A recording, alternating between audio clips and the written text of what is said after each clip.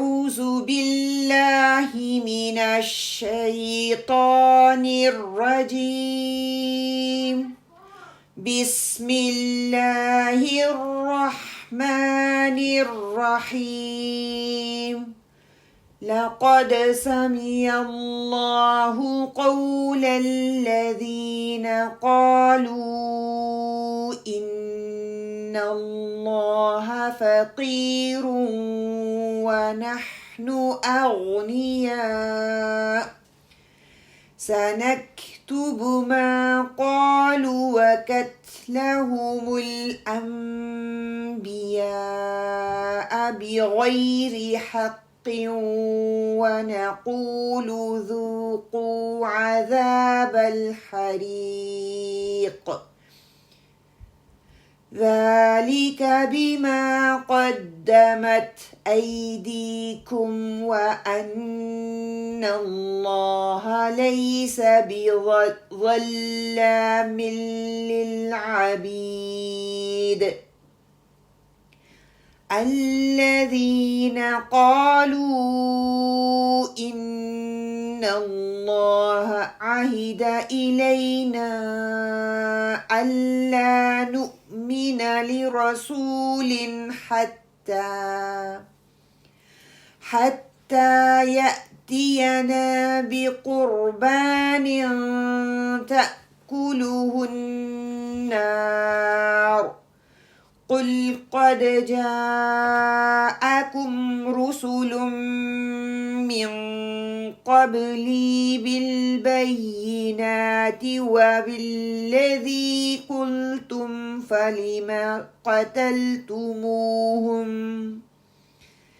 Film قتلتموهم إن كنتم صادقين.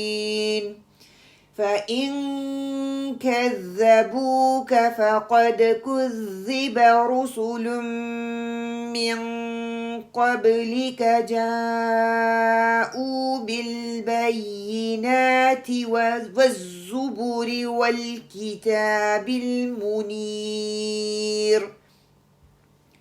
كل نفس ذائقة الموت وإنما توفون أجوركم يوم القيامة فمن زحزح عن النار وأدخل الجنة فقد فاز وما الحياة الدنيا إلا متاع الغرور. اللهم صل على محمد وعلى آل محمد كما صليت على إبراهيم وعلى آل إبراهيم إنك حميد مجيد. اللهم بارك على محمد وعلى آل محمد كما باركت على إبراهيم وعلى آل إبراهيم إنك حميد مجيد. بسم الله الرحمن الرحيم. الحمد لله رب العالمين الرحمن الرحيم مالك يوم الدين. إياك نعبد وإياك نستعين. اهدنا الصراط المستقيم صراط الذين أنعمت عليهم غير المغضوب عليهم ولا الضالين آمين. الحمد لله نحمده ونستعينه ونعوذ بالله من شرور أنفسنا ومن سيئات أعمالنا. من يهده الله فلا مضل له ومن يضلل فلا هادي له. اللهم أرنا الحق حقا وارزقنا اتباعه وأرنا الباطل باطلا وارزقنا اجتنابه. الله رب لا أشرك به شيئا. اللهم لا سهل إلا ما جعلته سهلا وأنت تجعل الحزن سهلا إذا شئت. وتوكل على العزيز الرحيم الذي يراك حين تقوم وتقلبك في الساجدين إنه هو السميع العليم. وأفوض أمري إلى الله إن الله بصير بالعباد. الحمد لله الذي بنعمته تتم الصالحات. اللهم اجعلني أحبك بقلب كله وأرضيك بجهد كله. اللهم ثبتنا عند الموت بلا إله إلا الله. اللهم أهدنا وسددنا. اللهم أهدنا وسددنا.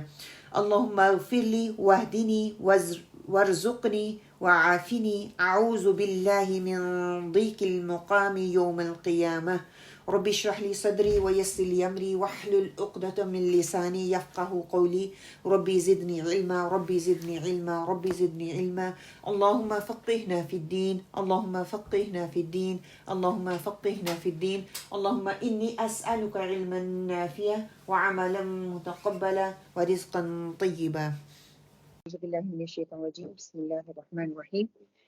آج انشاءاللہ سورہ ال عمران کی آیت نمبر 181 ہم سے لے کے 200 تک جو ہے کور کریں گے انشاءاللہ تعالیٰ۔ آج ہماری سورہ ال عمران کمپلیٹ ہو جائے گی۔ آج کا جو ٹاپک ہے اوفلاق کی طرف، مومن کی طرز زندگی اور اہل کتاب سے سبق ہم حاصل کوشش کریں گے۔ سورۃ ال عمران کو پڑھنے کا مقصد اللہ تعالیٰ کی حقیقی توحید کو پہچاننا ہے، اور اہم نکات جو آج ہم کریں گے انشاءاللہ تعالیٰ۔ ایک مثبت سوچ، خالص دل، اچھے اعمال، حتمی کامیابی جو ہے اس پہ بات ہوگی۔ مسلمانوں کو ارد گرد کی دنیا کی اصل کو سمجھنا چاہیے، فطرت کیا ہے اس کو جاننے کی ہم انشاءاللہ تعالیٰ کوشش کریں گے۔ لقد سمع الله قول الذين قالوا ان الله فقير ونحن اغنياء سنكتب ما قالوا وقتلهم الانبياء بغير حق ونقول ذوقوا عذاب الحریق۔ یقیناً اللہ تعالیٰ نے ان لوگوں کا قول بھی سنا جنہوں نے کہا کہ اللہ تعالیٰ فقیر ہے اور ہم دولت مند ہیں۔ ان کے اس قول کو ہم نے لکھ لیا ہے، اور ان کا انبیاء کی بلا وجہ قتل کرنا بھی، اور ہم ان سے کہیں گے کہ جلنے والا عذاب چکھو۔ استغفر اللہ۔ کہ یہاں پہ اس کے پس منظر میں آتا ہے کہ آپ صلی اللہ علیہ وسلم نے ابو بکر صدیق کو قبیلہ بنو قینقاع کے پاس بھیجا یہ پیغام دے کے کہ اتقوا اللہ، اللہ تعالیٰ سے ڈرو۔ ایک خط میں یہ پیغام دے کے بھیجا کہ ایمان لے آؤ، اور آپ صلی اللہ علیہ وسلم اللہ تعالیٰ کے برحق رسول ہیں، اس بات کی گواہی دو کہ اللہ تعالیٰ کے جو نبی ہیں محمد صلی اللہ علیہ وسلم وہ آخری نبی ہیں۔ پھر ان کی کتابوں جو تورات اور انجیل، اس میں بھی اللہ تعالیٰ نے اس بات کو جو ہے کلیئرلی بتا دیا تھا۔ ساتھ میں آپ صلی اللہ علیہ وسلم نے یہ بھی لکھا کہ نماز قائم کرو اور زکوٰۃ ادا کرو، اقرضوا اللہ قرضا حسنا، اور اللہ کو قرض حسنا دو۔ اس پر کہتے ہیں کہ حضرت ابوبکر صدیق جب ان کے پاس لے کے گئے بنو قینقاع کے پاس وہ لیٹر، اس نے جب یہودی نے عالم نے اس لیٹر کو کھولنے کے بعد آپ صلی اللہ علیہ وسلم نے جو مہدی تھا انہوں نے کہا، تو اس نے کہا کہ اچھا اب اللہ تعالیٰ جو ہے وہ فقیر ہو گیا ہے، ہم تو مالدار ہو گئے ہیں۔ اس پر جو ہے حضرت ابوبکر صدیق کو بہت غصہ آیا، وہ برداشت نہیں کر سکے، انہوں نے اس یہودی عالم کو تھپڑ دے مارا۔ جب ان کو تھپڑ مارا تو اس نے پھر آپ صلی اللہ علیہ وسلم سے شکایت کی کہ آپ نے جس کو پیغام دے کر بھیجا تھا ابوبکر صدیق نے مجھے تھپڑ مارا ہے، یہ میرے اوپر اس نے زیادتی کی ہے۔ آپ صلی اللہ علیہ وسلم نے حضرت ابوبکر صدیق کو دریافت کر لیا، وہ آپ کے خدمت میں حاضر ہوئے اور کہا کہ آپ نے اس کو ایسے کیا ہے، سوال جواب کیا ابوبکر صدیق سے۔ تو ابوبکر صدیق کہتے ہیں، اے اللہ کے رسول، اس شخص نے اللہ کی شان میں گستاخی کی تھی، کہتا تھا ان اللہ فقیر ونحن اغنیاء، یعنی کہ اللہ فقیر ہے اور ہم غنی ہو گئے ہیں، اللہ ہم سے قرض مانگتا ہے۔ ان آیات میں اللہ تعالیٰ نے پھر یہود کی اس گستاخی کی بنیاد پہ یہ آیات جو ہے نازل فرمائی تھی کہ اللہ تعالیٰ جو ہے وہ فقیر نہیں ہے، اللہ تعالیٰ جو ہے اللہ تعالیٰ ہی تمہیں ہر چیز دینے والا ہے، ہر ایک کو اللہ تعالیٰ دینے والا ہے، اللہ تعالیٰ فقیر نہیں، اللہ تعالیٰ کی تجوریاں بھری پڑی ہیں، کسی اگر ضرورت ہے تو ہمیں ہے۔ اس پر آپ صلی اللہ علیہ وسلم نے ارشاد فرمایا کہ اللہ کے نزدیک سب سے سخت سزا کا مستحق وہ شخص ہوگا جس نے اللہ کے نبی کو شہید کیا ہوگا، اور وہ شخص سب سے زیادہ ملعون ہوگا جسے اللہ کا نبی قتل کر دے، کہ یعنی کہ وہ مرتد ہو جاتا ہے اور اللہ کا نبی اس کو قتل کر دے۔ آپ صلی اللہ علیہ وسلم نے فرمایا ایک شخص بالفعل برائی نہیں کرتا مگر برائی کرنے والے کو دل سے اچھا سمجھتا ہے تو وہ بھی برائی کرنے والے کے ساتھ شامل ہو جاتا ہے۔ البتہ ایسا شخص جو اپنے سامنے برائی ہوتی دیکھ کر دل سے برا مانتا ہے تو اس پر کوئی گناہ نہیں اس کو ہوتا۔ کہ اگر ان لوگوں نے برا کہا، دل سے تو برا کہیں نا، اس کا ساتھ نہیں دینے، کوئی بھی برائی ہو، کوئی بھی کچھ کہے۔ یہاں پہ تو کہا جا رہا ہے کہ اللہ فقیر ہو گیا، اللہ ہم سے مانگ رہا ہے، اللہ تعالیٰ فقیر نہیں ہو، اللہ تعالیٰ تو غنی ہے، اللہ تعالیٰ کے خزانے بھرے پڑے ہیں، اللہ تعالیٰ کو ہمارے دینے سے کوئی فرق نہیں پڑتا، فرق ہمیں پڑے گا کیونکہ ہم اپنے اون کے لیے کر رہے ہیں نا، کہ اللہ تعالیٰ ہمیں اس کو فائدہ ہمیں اس کا دے، اللہ تعالیٰ کو ہماری کسی چیز کی ضرورت نہیں ہے۔ تو اس بات کو ظاہر کیا جا رہا ہے کہ اللہ تعالیٰ کو ہماری کسی دولت کی یا کسی منی کی کسی بھی چیز کی ضرورت نہیں ہے۔ ذلك بما قدمت أيديكم وأن الله ليس بظلام للعبيد. یہ تمہارے پیش کردہ اعمال کا بدلہ ہے اور اللہ تعالیٰ اپنے بندوں پر ظلم نہیں کرنے والا. جو تم کرو گے اللہ تعالیٰ اسی کا تمہیں اجر دے دے گا. الذين قالوا إن الله عهد إلينا ألا نؤمن لرسول حتى يأتينا بقربان تأكله النار قل قد جاءكم رسل من قبلي بالبينات وبالذي قلتم فلم قتلتموهم إن كنتم صادقين. یہ وہ لوگ ہیں جنہوں نے کہا کہ اللہ تعالیٰ نے ہمیں حکم دیا ہے کہ کسی رسول کو نہ مانے جب تک کہ وہ ہمارے پاس ایسی قربانی نہ لائے جسے آگ کھا جائے. آپ کہہ دیجئے کہ اگر تم سچے ہو مجھ سے پہلے تمہارے پاس جو لوگ دیگر معجزوں کے ساتھ بھی لائے گئے جیسے کہ تم کہہ رہے ہو پھر تم نے انہیں کیوں مار ڈالا. اب وہ کہہ رہے معجزہ ہمارے سامنے لے کے آؤ کہ پہلے یہ ہوا کرتا تھا کہ ہم حضرت آدم علیہ السلام کی سٹوری میں جو ریگولر اسٹوڈنٹ ان کو پتا ہے کہ ان میں پڑھا تھا کہ حابیل اور قابیل کا واقعہ جو ہوا تھا اس میں پہلے وقت میں ایسا ہوتا تھا کہ جو کوئی اللہ کے لیے قربانی خالص ہو کے دیتا تھا تو آسمان سے آگ آتی تھی اور اس کو کھا جاتی تھی. تو اس سے یہ پتا چل جاتا تھا کہ اس بندے کی قربانی یا اس نے جو بھی اللہ کے لیے کیا وہ قربان ہو گیا. اب وہ کہہ رہے ہیں کہ ہمیں وہ چیز دکھاؤ کہ آگ آئے آسمان سے اور ہمیں پتا چل جائے کہ ہماری قربانی قبول ہو گئی. تو اللہ تعالیٰ اس کے جواب میں کہتے ہیں کہ ان سے پہلے نبیوں کو معجزے دیے تھے کیا انہوں نے مانا اس چیز. تو اس سوال کے جواب میں اللہ تعالیٰ کہہ رہے ہیں کہ انہوں نے پہلے نبیوں کو مار ڈالا ان کی بات نہیں سنی بلکہ ان کو مار ڈالا. تو آپ کو بھی یہ اسی طرح کہہ رہی ہیں اس بات کو ماننا نہیں. فَإِن كَذَّبُوكَ فَقَدْ كُذِّبَ رُسُلٌ مِّن قَبْلِكَ جَاءُوا بِالْبَيِّنَاتِ وَالزُّبُرِ وَالْكِتَابِ الْمُنِيرِ. پھر بھی اگر یہ لوگ آپ کو جھٹلائیں تو آپ سے پہلے بھی بہت سے وہ رسول جھٹلائے گئے جو روشن دلیلیں اور صحیفے اور منور کتابیں لے کر آئے تھے. كل نفس ذائقة الموت وإنما توفون أجوركم يوم القيامة فمن زحزح عن النار وأدخل الجنة فقد فاز وما الحياة الدنيا إلا متاع الغرور. ہر جان موت کا مزہ چکھنے والی ہے اور قیامت کے دن تم اپنے بدلے پورے دیے جاؤ گے. بس جو شخص آگ سے ہٹا دیا جائے گا اور جنت میں داخل کر دیا جائے گا بے شک وہ کامیاب ہو گیا اور دنیا کی زندگی تو صرف دھوکے کی زندگی ہے. کہ اللہ سبحانہ وتعالیٰ ہر جان جو وہ کر رہی ہے ہر ایک کو اپنا اپنا مزہ ان نے خود ہی اٹھانا ہے. یہ نہیں کہ کسی کا بوجھ کوئی دوسرا اٹھا لے گا بلکہ ہر انسان نے اپنا بوجھ خود اٹھانا ہے اور وہ خود ہی اس کا بوجھ اٹھائے گا. دنیا میں ہم جو کر رہے ہیں جس طرح سے کر رہے ہیں ہمیں اچھی طرح سے معلوم ہے ہمارے اعمال کیسے ہیں. یہ نہیں کہ ہمیں کوئی آ کے بتائے گا کہ ہمارے اعمال ایسے ہیں. ہمیں پتہ ہے ہم کتنی نیکیاں کر رہے ہیں ہمیں پتہ ہے ہم کتنے اعمال اچھے کر رہے ہیں. ہمارے آگے بھیجنے والے اعمال کیسے ہیں. کیا اس میں دکھاوا ہے کیا وہ خالص میں اللہ کے لیے کر رہی ہوں. اگر ایک نیکی بھی خالص اللہ کے لیے کر دی جائے گی وہ قبول ہو جائے گی. اور اگر میں لاکھوں نیکیاں بھی کروں اللہ کے لیے نہیں ہے تو اللہ تعالیٰ آخرت میں اگر مجھے عذاب میں دوزخ میں ڈالے گا اللہ نہ کرے اللہم اجرنا من النار کہ پھر یہ نہیں کہ اللہ ہم پہ ظلم کرے گا. اللہ تعالیٰ کہتے ہیں جو دنیا میں بوگے وہی آخرت میں پاؤ. لا تبلون في أموالكم وأنفسكم ولا تسمعن من الذين أوتوا الكتاب من قبلكم ومن الذين أشركوا آذى كثيرا وإن تصبروا وتتقوا فإن ذلك من عزم الأمور. یقیناً تمہارے مالوں اور جانوں سے تمہاری آزمائش کی جائے گی اور یہ بھی یقین ہے کہ تمہیں ان لوگوں کو کی جو تم سے پہلے کتاب دیے گئے اور مشرکوں کی بہت سی دکھ دینے والی باتیں بھی سننی پڑی. اور اگر تم صبر کر لو اور پرہیز بھی اختیار کرو تو یقیناً یہ بہت بڑی ہمت ہے. اس آیت انشاءاللہ میں دوبارہ آ کے پھر ہم پہ بات کرتے ہیں.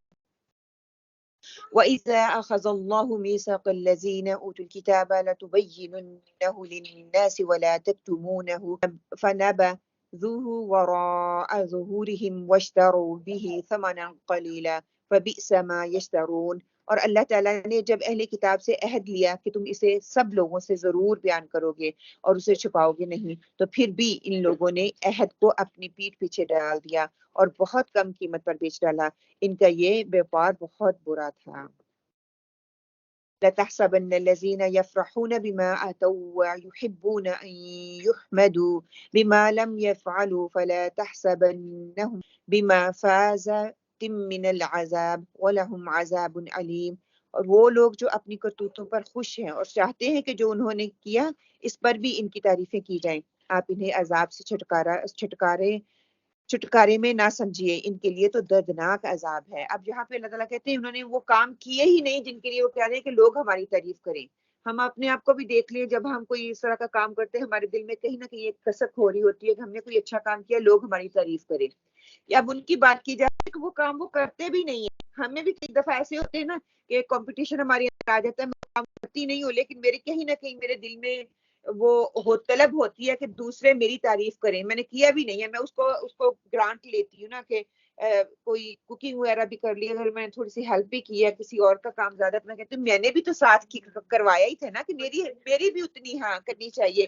کہ یہاں پہ اللہ تعالیٰ یہ بتا رہے ہیں کہ جو انسان خود محنت نہیں کرتا، خود ایسا کام نہیں کرتا، تو چاہتا ہے کہ دوسرے اس کے لیے اس کی تعریف کریں۔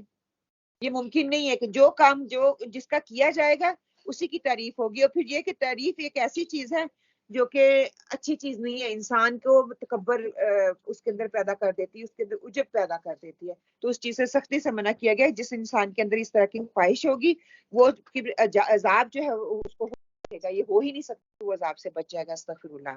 وَلِلَّهِ مُلْكُ السَّمَاوَاتِ وَالْأَرْضِ وَاللَّهُ عَلَىٰ كُلِّ شَيْءٍ قَدِيرٌ۔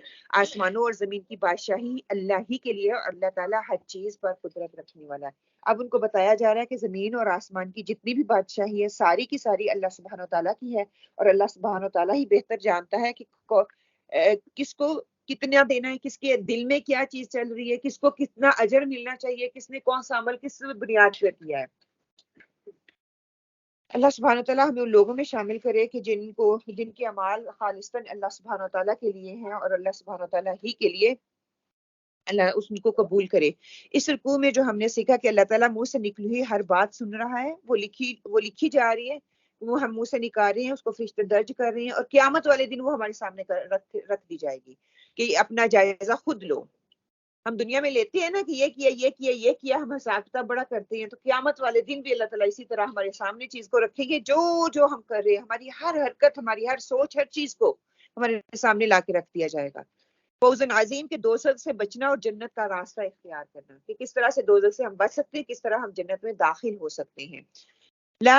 لا تبلون، کہ ضرور جان اور مال کی آزمائش پیش آ کر رہے گی۔ آزمائش کیا ہوتی ہے کہ اللہ سبحانہ وتعالیٰ کہتے ہیں جان، جب تم اللہ کے راستے میں نکلو گے تمہارے اوپر جان اور آزمائش ضروری آ کے رہے گی، یہ ہو ہی نہیں سکتا تمہارے اوپر آزمائش نہ آئے۔ مشرکین اور اہل کتاب کی تکلیف دہ باتوں پر صبر اور تقوی کی تاکید کی گئی ہے۔ انشاءاللہ تعالیٰ اس پہ بات ہم دوبارہ کریں گے۔ کتاب کو پھیلانا چھپانا نہیں، بلکہ اسے تھوڑی قیمت پر نہ بیچو۔ اس کی 5 حقوق جو ہے اس کو ادا کرنا ہے، کہ کیا ہے قرآن، اس پر ایمان لے کے آنا، اس کی تلاوت کرنا، اس پر تدبر غور و فکر کرنا، اس پہ عمل کرنے کی کوشش کرنا، اور اس کا پیغام دوسروں تک پہنچانا۔ یہ 5 قرآن کے حقوق ہے جو مجھے اور آپ کو دینی ہے۔ تو صرف ہم نے پڑھنے کے لیے یہ قرآن نہیں آیا، بلکہ سب سے پہلے تو ایمان لے کے آتے ہیں، الحمدللہ ہم ایمان لاتے ہیں، اس قرآن کو پڑھتے ہیں، پھر اس کو پڑھنا، اس کی تلاوت کرنی ہے، تلاوت اس لیول پہ کرنی ہے جو کہ کرنے کا حق ہے، تجوید کے رولز کے ساتھ اس کی پوری صفات کو ادا کرتے ہوئے، پھر اس میں نے غور و فکر کرنا ہے۔ جب میں اس پہ غور و فکر کروں گی میرا عمل بدلے گا، جب میرا عمل بدلے گا پھر میں نے اس کی تبلیغ کرنی ہے۔ اچھا 187 کو نکال لیں انشاءاللہ تعالی۔ اہل کتاب کے حوالے سے بات کی جا رہی ہے۔ اللہ سبحانہ تعالیٰ کہتے ہیں جب قوموں پر زوال آتا ہے تو وہ اللہ تعالیٰ کی کیے ہوئے وعدوں سے وہ پھر جاتی ہیں، اللہ تعالیٰ کی دی ہوئی ذمہ داری کو وہ اس طرح سے ادا نہیں کرتے جس طرح کے کرنے کا حق ہوتا ہے۔ یہ اہل کتاب سے کہا جا رہا ہے کہ اللہ نے اہل کتاب کو ان کی کتابوں کو ظاہر کرنے اور ظاہر نہ کرنے اور چھپانے کے لیے جو ان کو سزا دی، جو حکم دیا، انہیں کہا تھا کہ یہ جو ہے اس کو پس پشت نہ ڈالو، اسے پشت نہ پھینکو، بلکہ اس کو لوگوں تک اس کا پیغام پہنچاؤ۔ ان لوگوں نے کیا کیا؟ انہوں نے جانتے بوجھتے ہوئے اس کو پس پشت ڈالا، اس کو پھینک دیا، تو جو کہ قابل نہ سمجھا، تو تورات کا عام لوگوں تک جو ہے وہ رسائی ممکن نہیں تھی۔ پتہ ہے نا کہ ان کے خاص علماء لوگ ہی جو تھے وہ قرآن کو پڑھ سکتے تھے، باقی کسی تک وہ رسائی نہیں تھی۔ ہم اس مقصد میں الحمدللہ ثم الحمدللہ خوش قسمت ہیں۔ اللہ تعالیٰ نے کتاب بھی ہمیں دی، اللہ تعالیٰ نے قرآن جو ہے صرف مسلمان کے لیے نہیں بلکہ ہر ایک کے لیے آسان کر دیا، اس کو سمجھنا، اس کو پڑھنا، جو چاہتا ہے اس کو پڑھے، اس سے عمل کی باتیں لے۔ لیکن انفارچونیٹلی انہوں نے تو اس کو پس پش ڈال دیا تھا کہ ان کے علماء کے پاس علم تھا۔ آج اگر سوچا جائے ہم نے اس کو کیوں پس پش ڈال دیا ہے، اور ہم کہاں کہاں پہ اس قرآن کو پس پش ڈالتے ہیں. سمجھنے کی بات تو یہ ہے کہ ہزاروں لاکھوں اس کی کاپیاں ہوتی ہیں، ہزاروں لاکھوں کی تعداد میں یہ بکتا ہے. ہر گھر میں ایٹ لیسٹ ہمارے پاس 3-4 مصحف پڑے ہوئے ہیں. کیا وہ صرف ہم نے برکت کے لیے گھر میں رکھے ہوئے ہیں؟ اس کی برکت تو ضرور ہوگی، لیکن اس کے سے میسج جو لینے والا تھا، کیا ہم اس سے وہ میسج لے رہے ہیں؟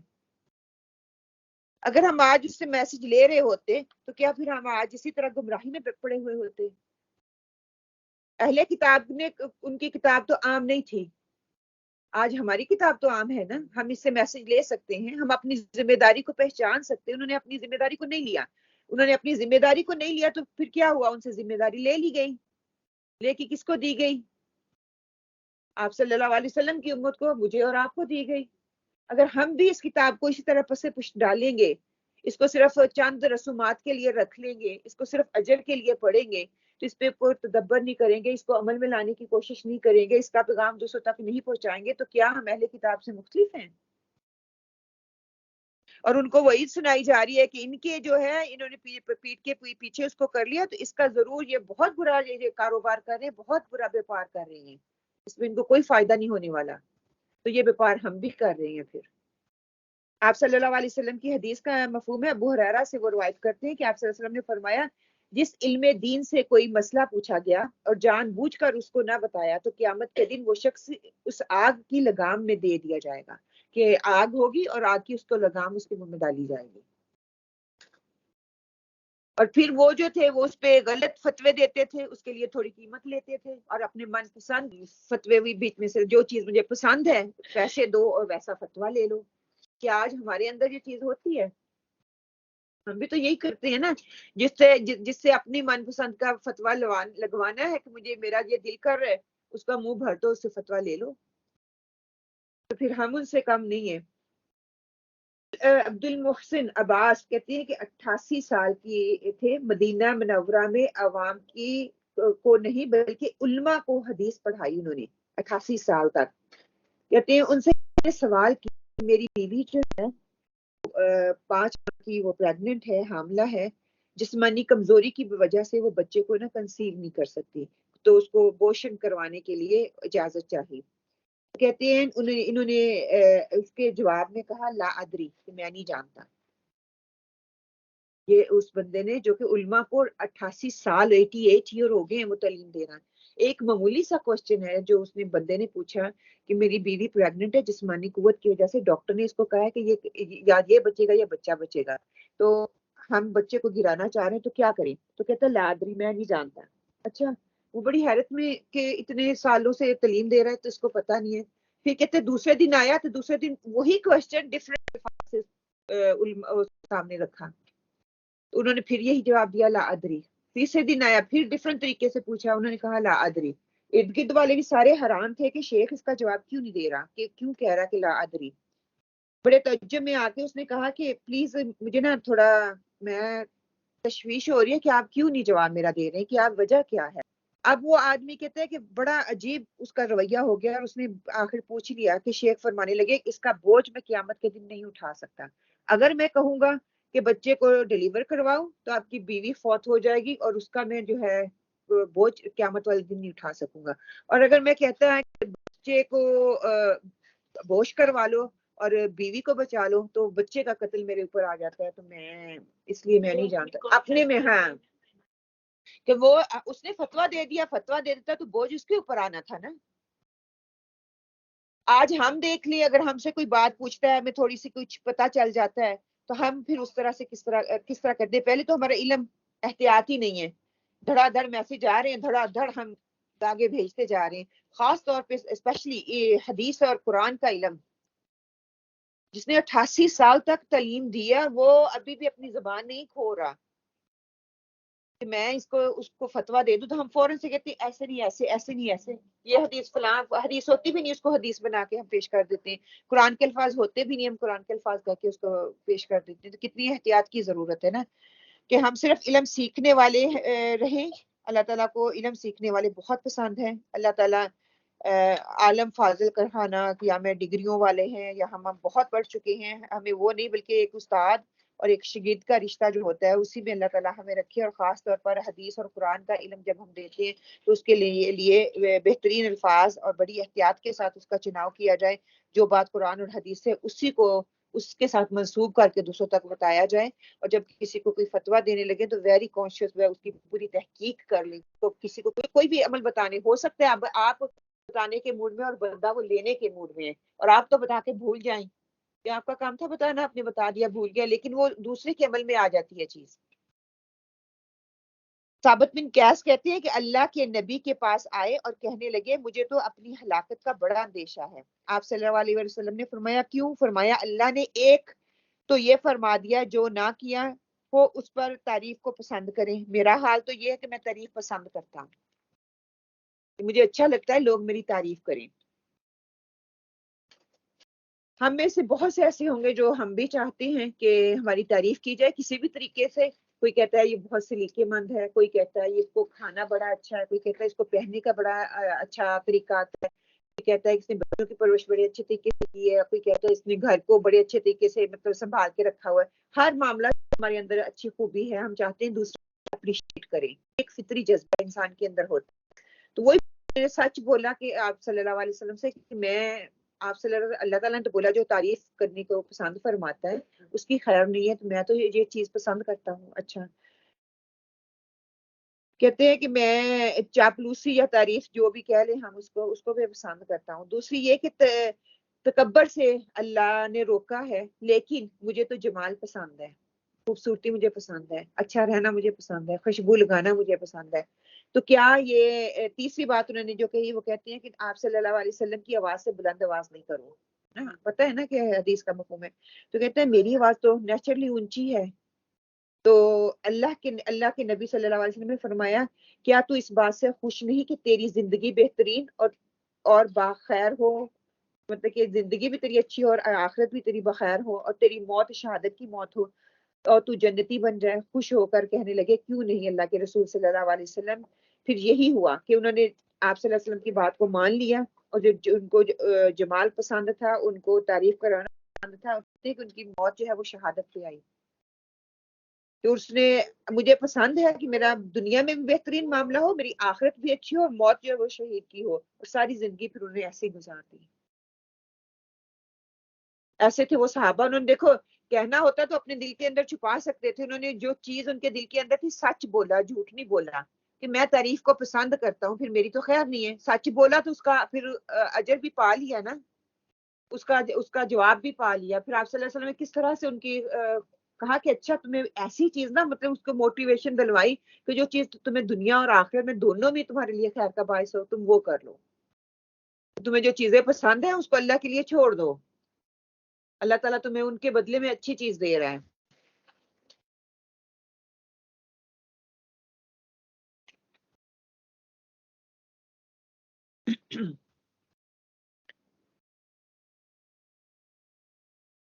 سورۃ ال-عمران کی فضیلت کے حوالے سے کچھ احادیث جو ہے میں آپ کے سامنے رکھوں گی انشاءاللہ تعالیٰ، اور اس کو سمجھنے کی ہم کوشش کریں گے۔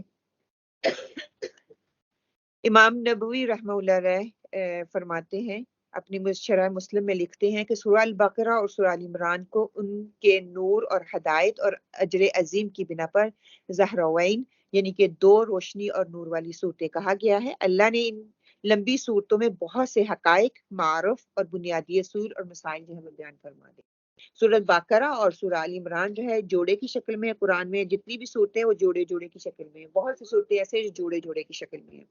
تو اسی طرح سورہ ال عمران اینڈ سورہ البقرہ یہ دونوں جوڑا ہے، تو وہ ان دونوں صورتوں الزہراوین یا زہراوین کہا جاتا ہے۔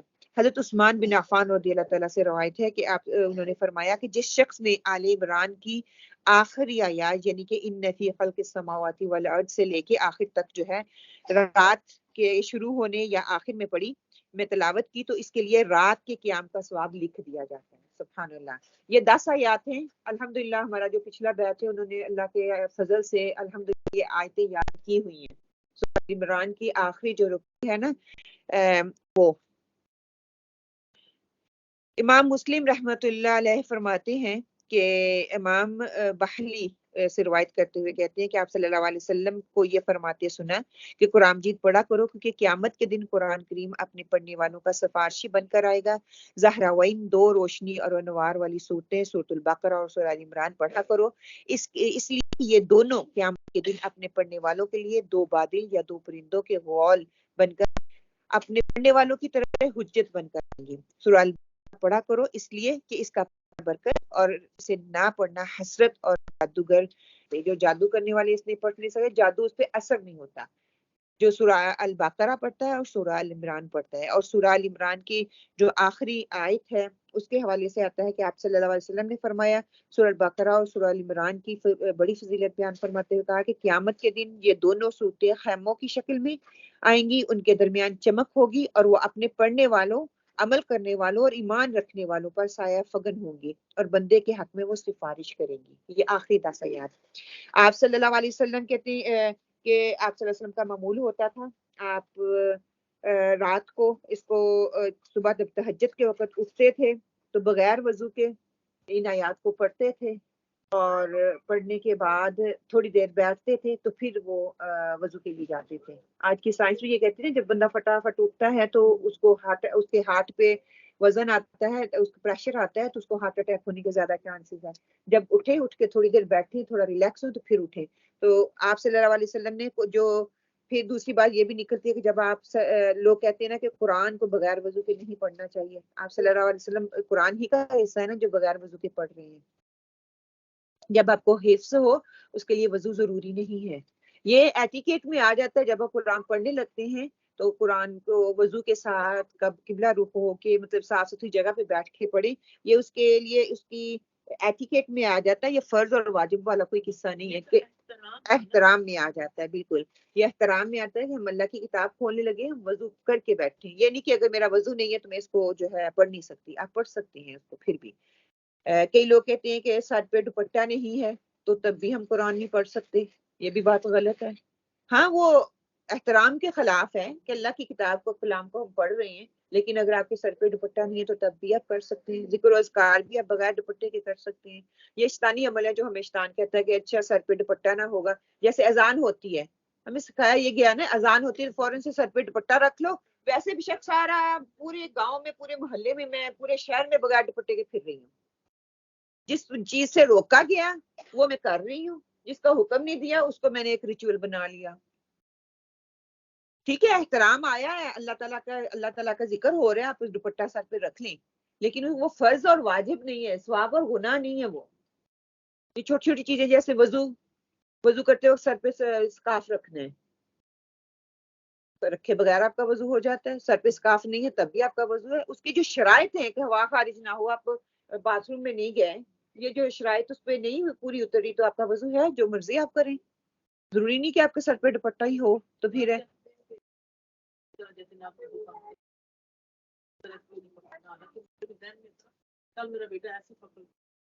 کیوں نہ وہی ہم لوگوں نے چیزیں سنی سنائی کر لی ہیں۔ ہاں احترام اس بک کی ہے، یہ نہیں کہ نہیں، قرآن کا احترام ہے۔ تو اگر وہ اس طرح سے پڑھ رہا ہے، اس کو اس طرح پڑھنے میں سہولت ہے۔ میں جاتی ہوں نا تو میری مجیزہ مجھے یہ کیا کہتی ہے، سٹ up and hold it, because یہ آپ کی ایئر ویو کھلی ہوگی تو آپ کے مخارج اتنے اچھے طریقے سے باہر نکلیں گے۔ اس طرح سے پڑھنے میں مجھے دیکھنے میں آسانی ہے، یہ نہیں کہ وہ غلط ہے۔ یہ زیادہ اونچا بھی میں کر رہی ہوں، رادر دین نیچے کرنے کے زیادہ اونچا ہو رہا ہے، اس میں بے دل والی کوئی بات ہی نہیں ہے۔ پتہ نہیں آپ ہمیں پھر آگے بھی دیکھ لینا، آپ صلی اللہ علیہ وسلم کی یہ جو آیتیں نازل ہوئی ہیں نا، ان کو پہلے ہم پڑھ لیں تو پھر اس پہ ہم بات کریں گے انشاءاللہ۔ کہتے ہیں کہ جب یہ آیات نازل ہوئی نا، آپ صلی اللہ علیہ وسلم میں بہت اضطراب پیدا ہو گیا، بے قراری پیدا ہوئی۔ آپ صلی اللہ علیہ وسلم یہ رات ساری رات ان آیات کو پڑھتے رہے اور روتے رہے۔ کیا خاص بات ہے ان آیات میں؟ کیوں ہمیں پڑھنے کے لیے کہا جا رہا ہے؟ کیوں یہ اتنی اسپیشل ہیں؟ کیوں یہ آخرت میں ہمارے لیے شفاعت کا باعث بنیں گے؟ اس کا میسج سمجھنے کی کوشش کرتے ہیں کہ آپ صلی اللہ علیہ وسلم اپنی آنکھیں کھولتے ہی پہلا کام یہ کیا کرتے تھے، کیوں وہ یہ کام کرتے تھے۔ ان فی خلق السماوات والارض واختلاف اللیل والنہار لآیات لأولی الالباب، آسمانوں اور زمین کے پیدائش میں، رات دن کے ہیر پھیر میں یقیناً عقل مندوں کے لیے نشانیاں ہیں۔ الذين يذكرون الله قياما وقعودا وعلى جنوبهم ويتفكرون في خلق السماوات والأرض ربنا ما خلقت هذا باطلا سبحانك فقنا عذاب النار. جو اللہ تعالیٰ کا ذکر کھڑے اور بیٹھے اپنی کروٹوں پر لیٹے ہوئے کرتے ہیں، آسمان اور زمین کی پیدائش میں غور و فکر کرتے ہیں اور کہتے ہیں اے ہمارے پروردگار تو نے بے فائدہ نہیں، کوئی بھی چیز بے فائدہ پیدا نہیں کی، تو پاک ہے، پس ہمیں آگے کے عذاب سے بچا لے. تو یہ آیات تھی. اب یہ کہاں اس میں کیا کہا جا رہا ہے کہ کھڑے بیٹھے کروٹے لیٹے ہر حال میں قرآن پڑھ سکتے ہیں.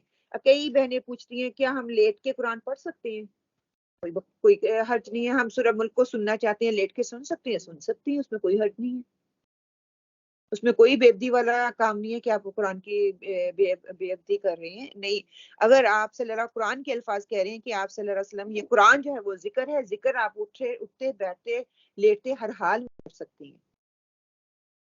کہ پھر جب آپ جب ان آیات کو پڑھو اٹھتے بیٹھتے اللہ کا ذکر کرو. پھر ذکر میں ہم نے کل بات کی تھی، ذکر میں ہر چیز ہی آ جاتی ہے. اللہ تعالیٰ کی کائنات جو زمین اور آسمان میں اللہ تعالیٰ نے چیزیں بنائی ہیں ان پہ غور و فکر کرنا، اللہ تعالیٰ نے ان کو کیسے پیدا کیا ہے. کہتے ہیں کہ آپ صلی اللہ علیہ وسلم جب ان کے اندر یہ اضطراری کیفیت پیدا ہو رہی تھی تو آپ بار بار انہی آیات کو دہرا رہے تھے اور ان کا ذکر کر رہے تھے. اور جب صحابہ نے آپ سے پوچھا تو کہتے ہیں کہ میں اس رب کا کیوں نہ ذکر ادا کروں جس نے یہ دنیا زمین اور آسمان پیدا کر دیے. اور واقعی یہ ایسی مخلوق اللہ تعالیٰ نے ہمارے ارد گرد پیدا کر دی. اگر ہم غور و فکر کریں تو بے اختیار ہمارے دل سے یہ آواز نکلے ہم اللہ کا ذکر کریں، اللہ تعالیٰ کی تعریف کریں، اللہ کی تصویر بیان کریں.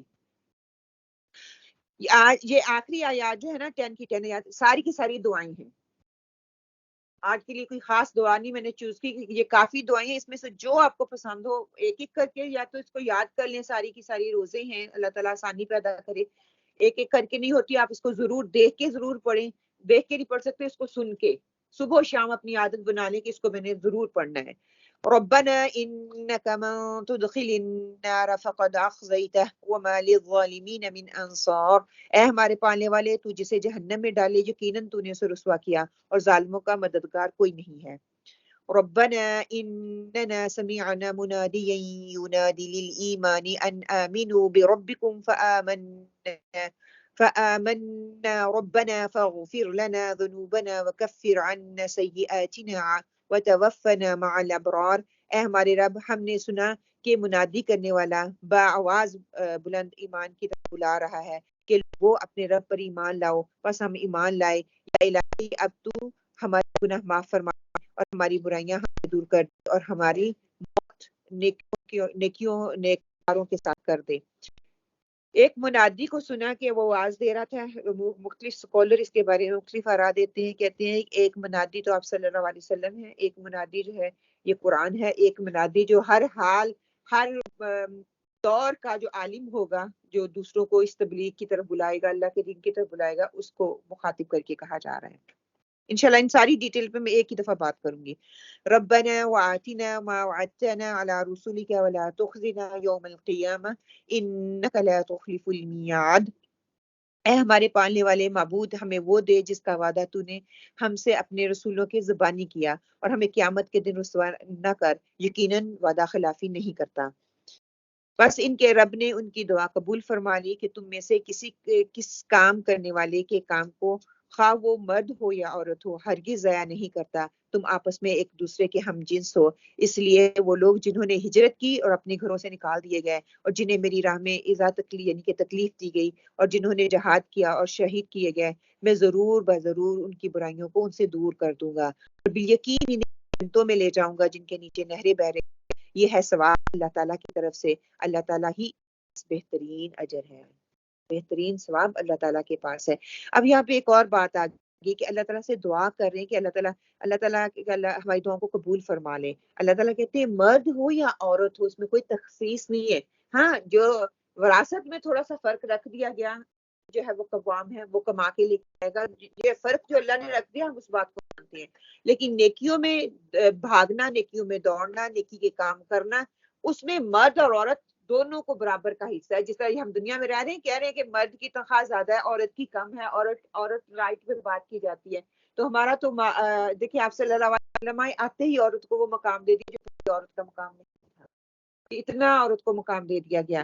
آج بھی اگر عورت کہتی ہے نا کہ دیکھیے یہ اتنا ہم اس کو کہتے ہیں یہ بہت ایڈوانس کنٹری ہے اور یہ ہے وہ ہے، یہ بھی اس چیز کو نا مانتی ہے کہ عورت اسی لیول پہ کام کرے گی تو اس کو کم دیتے ہیں، مرد کرے گا تو اس کو زیادہ دیتے ہیں.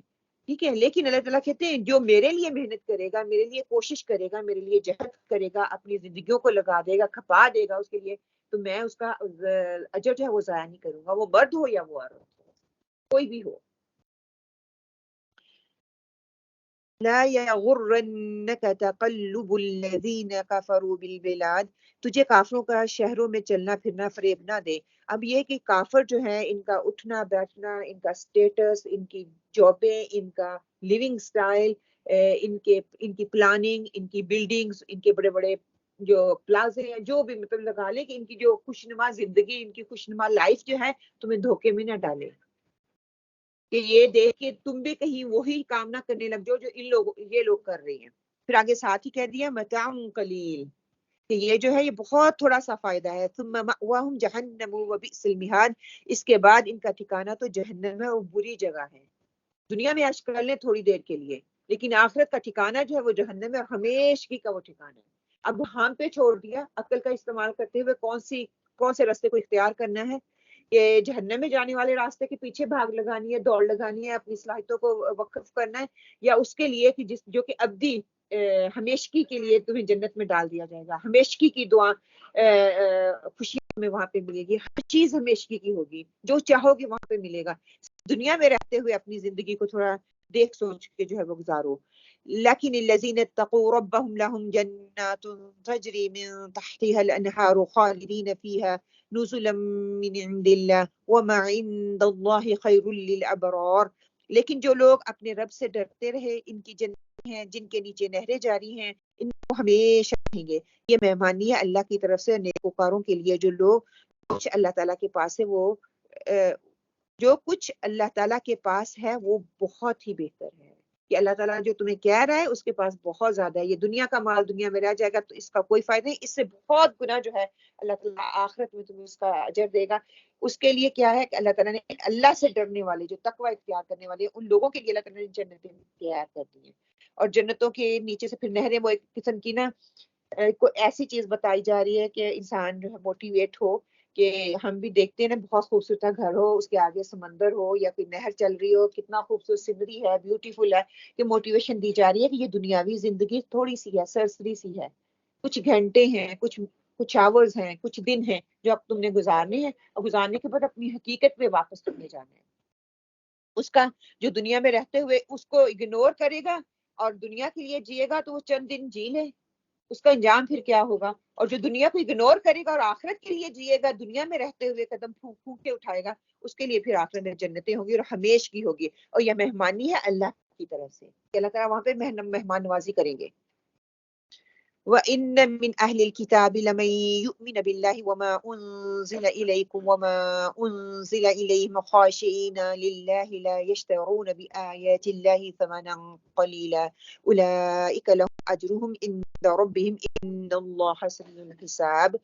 یقیناً اہل کتاب میں سے بعض ایسے بھی ہیں جو اللہ تعالیٰ مان لاتے ہیں، اور تمہاری طرف تو اتارا گیا ہے ان کی جانب سے نازل ہوا ہے، ان پر بھی اللہ تعالیٰ سے ڈرتے ہیں، اور اللہ تعالیٰ کی آیتوں کو تھوڑی تھوڑی قیمت بیچتے نہیں ہیں. ان کا بدلہ ان کے رب کے یقیناً اللہ تعالیٰ جلد حساب دینے والا ہے. کہ جو اللہ تعالیٰ ڈر ڈر کے زندگی گزار رہے ہیں، وہ جن کا طریقہ جو ہے اہل کتاب کی طرح نہیں ہے، وہ کیا ہے کہ اللہ تعالیٰ کی آیتوں کو تھوڑی قیمت میں نہیں بیچتے، ان کے اللہ تعالیٰ ان کو جلد حساب دینے والا ہے. جلد سریع الحساب، یہ کون سی اللہ تعالیٰ کی صفات ہے؟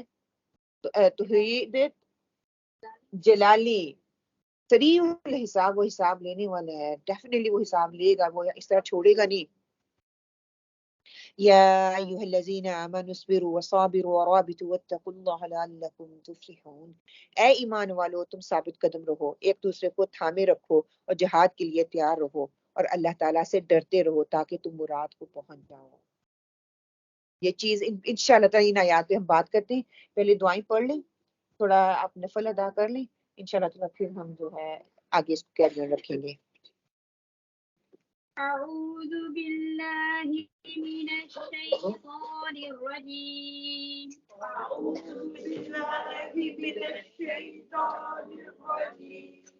بسم الله الرحمن الرحيم.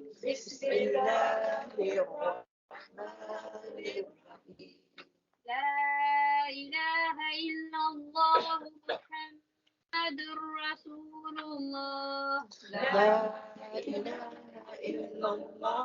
محمد رسول الله. نہیں کوئی معبود سوائے اللہ کے محمد صلی اللہ علیہ وآلہ وسلم اللہ کے رسول ہیں. محمد صلی اللہ علیہ وآلہ وسلم اللہ کے رسول ہیں. سبحان الله وبحمده. سبحان اللہ وبحمدہ. سبحان الله العظيم. سبحان اللہ العظیم. اللہ تعالیٰ اپنی تمام خوبیوں سمیت پاک ہے. اللہ تعالیٰ تمام خوبیوں سے پاک ہے. اللہ تعالیٰ عظمت والا. پاک ہے اللہ تعالیٰ عظمت والا. الله أكبر كبيرا. والحمد لله كثيرا. سبحان الله بكرة وأصيلا.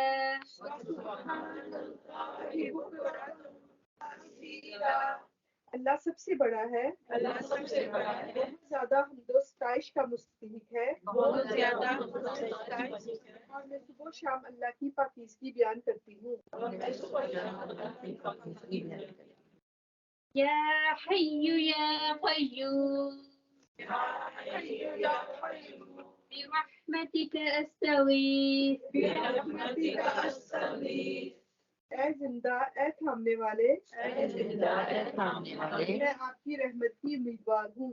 آپ کی رحمت کی امیدوار ہوں. سبحان الله وبحمده. عدد خلقه عدد خلقه ورضا نفسه ورضا نفسه وزنة عرشه ومداد كلماته. اللہ کی پاکی بیان کرتی ہوں. اس کی تعریف کے ساتھ اس کی مخلوق کی گنتی کے برابر اور اس کی ذات کی خوشنودی کے موافق عرش کے وزن اور اس کے کلمات کی سیاہی کے برابر. ربنا آتنا من لدنك رحمة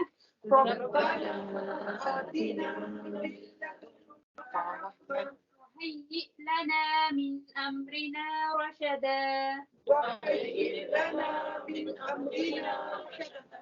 اے ہمارے رب ہم کو اپنی رحمت خاص سے نواز اور ہمارا معاملہ درست کر دے. اعوذ باللہ من الشیطان الرجیم. بسم اللہ الرحمن الرحیم. انشاءاللہ تعالی یہ جو آیت ابھی ہم پڑھ رہے ہیں نا، یہ آیت کہتے ہیں کہ پوری سورت جو ہے اس کا مجموعہ ہے. یا ایھا الذین آمنوا اصبروا وصابروا ورابطوا واتقوا اللہ لعلکم تفلحون. ٹھیک ہے، ہاں جی. 186 میں ہم نے پڑھا لا تبلون فی اموالکم وانفسکم. کہ اللہ سبحانہ تعالیٰ تمہیں ضرور آزمائے گا مال سے اور جان سے. ان دونوں آزمائشوں سے آزمائش کرنے کا مطلب کیا ہے کہ انسان کو ان دونوں چیزوں سے تکلیف ہوتی ہے. کہ جب اللہ تعالیٰ کہتے ہیں اگر وہ ان دونوں چیزوں سے آزمائش میں پورا ہو جائے گا، اس کے لیے اس کو ہتھیار کیا چاہیے؟ الصابر، صبر، تصبر، وہ صبر کرے. صبر کے ساتھ ساتھ کیا ہے کہ اس کو صبر کی تلقین کر دی گئی، ان اللہ مع الصابرین، جو صبر کرتا ہے اللہ تعالیٰ صبر کرنے والوں کے ساتھ ہے. اور ایک اور جگہ پہ ہم قرآن پاک میں یہ پڑھتے ہیں یا ایھا الذین آمنوا استعینوا بالصبر والصلاۃ، کہ اہل ایمان صبر اور نماز کے ساتھ استعانت پکڑتے ہیں، اللہ تعالیٰ سے دعا مانگتے ہیں. آپ صلی اللہ علیہ وسلم کو مخاطب کر کے سورہ کہف میں اللہ تعالیٰ نے فرمایا فاصبروا كما صبر اولو العزم من الرسل ولا تستعجلهم. آپ جلد بازی نہ کریں بلکہ اولو العزم رسولوں کی طرح صبر سے کام لیں. اولو العزم جو تھے نوح علیہ السلام تھے، ابراہیم علیہ السلام تھے، ان کی مثالیں دے کے کہا گیا کہ جس طرح انہوں نے وہ ہارڈشپ سے گزرے انہوں نے اس پہ صبر کیا، تم بھی ویسے ہی صبر کرو. اور مجھے اور آپ کو بھی اب یہی تعلیم دی جا رہی ہے کہ ہم نے بھی ان چیزوں پہ صبر کرنا ہے، کہ لوگ تکلیف اٹھا رہے ہیں، اذیتیں، ان ساری چیزوں پہ صبر کرنا ہے. صبر کے ساتھ کیا کرنا ہے، اس کا دامن پکڑے رکھنا ہے. اور اینٹ کا جواب میں نے نہیں بلکہ اینٹ کا جواب میں نے پیار سے دینا ہے. اگر کوئی مجھے تکلیف یا پریشان کر رہا ہے تو اس کو میں نے اللہ تعالیٰ سے ڈرتے ہوئے، تقویٰ رکھتے ہوئے پھر ان کا میں نے اس کو جواب دینا ہے. 189 میں جب ہم نے پڑھا للہ ملک السماوات والارض، کہ اللہ سبحانہ وتعالیٰ جو ہے آسمان اور زمین کا وہ مالک ہے، بادشاہ ہے.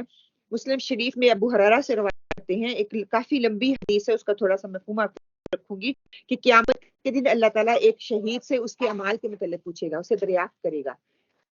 فرمائے گا وہ شہید کیا کرے گا، وہ فرمائے گا کہ مولا کریم، میں نے تیرے راستے میں جہاد کیا، اپنی جان جیسی قیمتی متاع تیرے راستے میں قربان کر دی. اللہ سبحانہ وتعالیٰ فرمائیں گے تو جھوٹ کہتا ہے، تو نے جہاد کیا اس لیے کہ تمہاری بہادری کے چہرے ہوں، تیرا یہ مقصد دنیا میں پورا ہو چکا.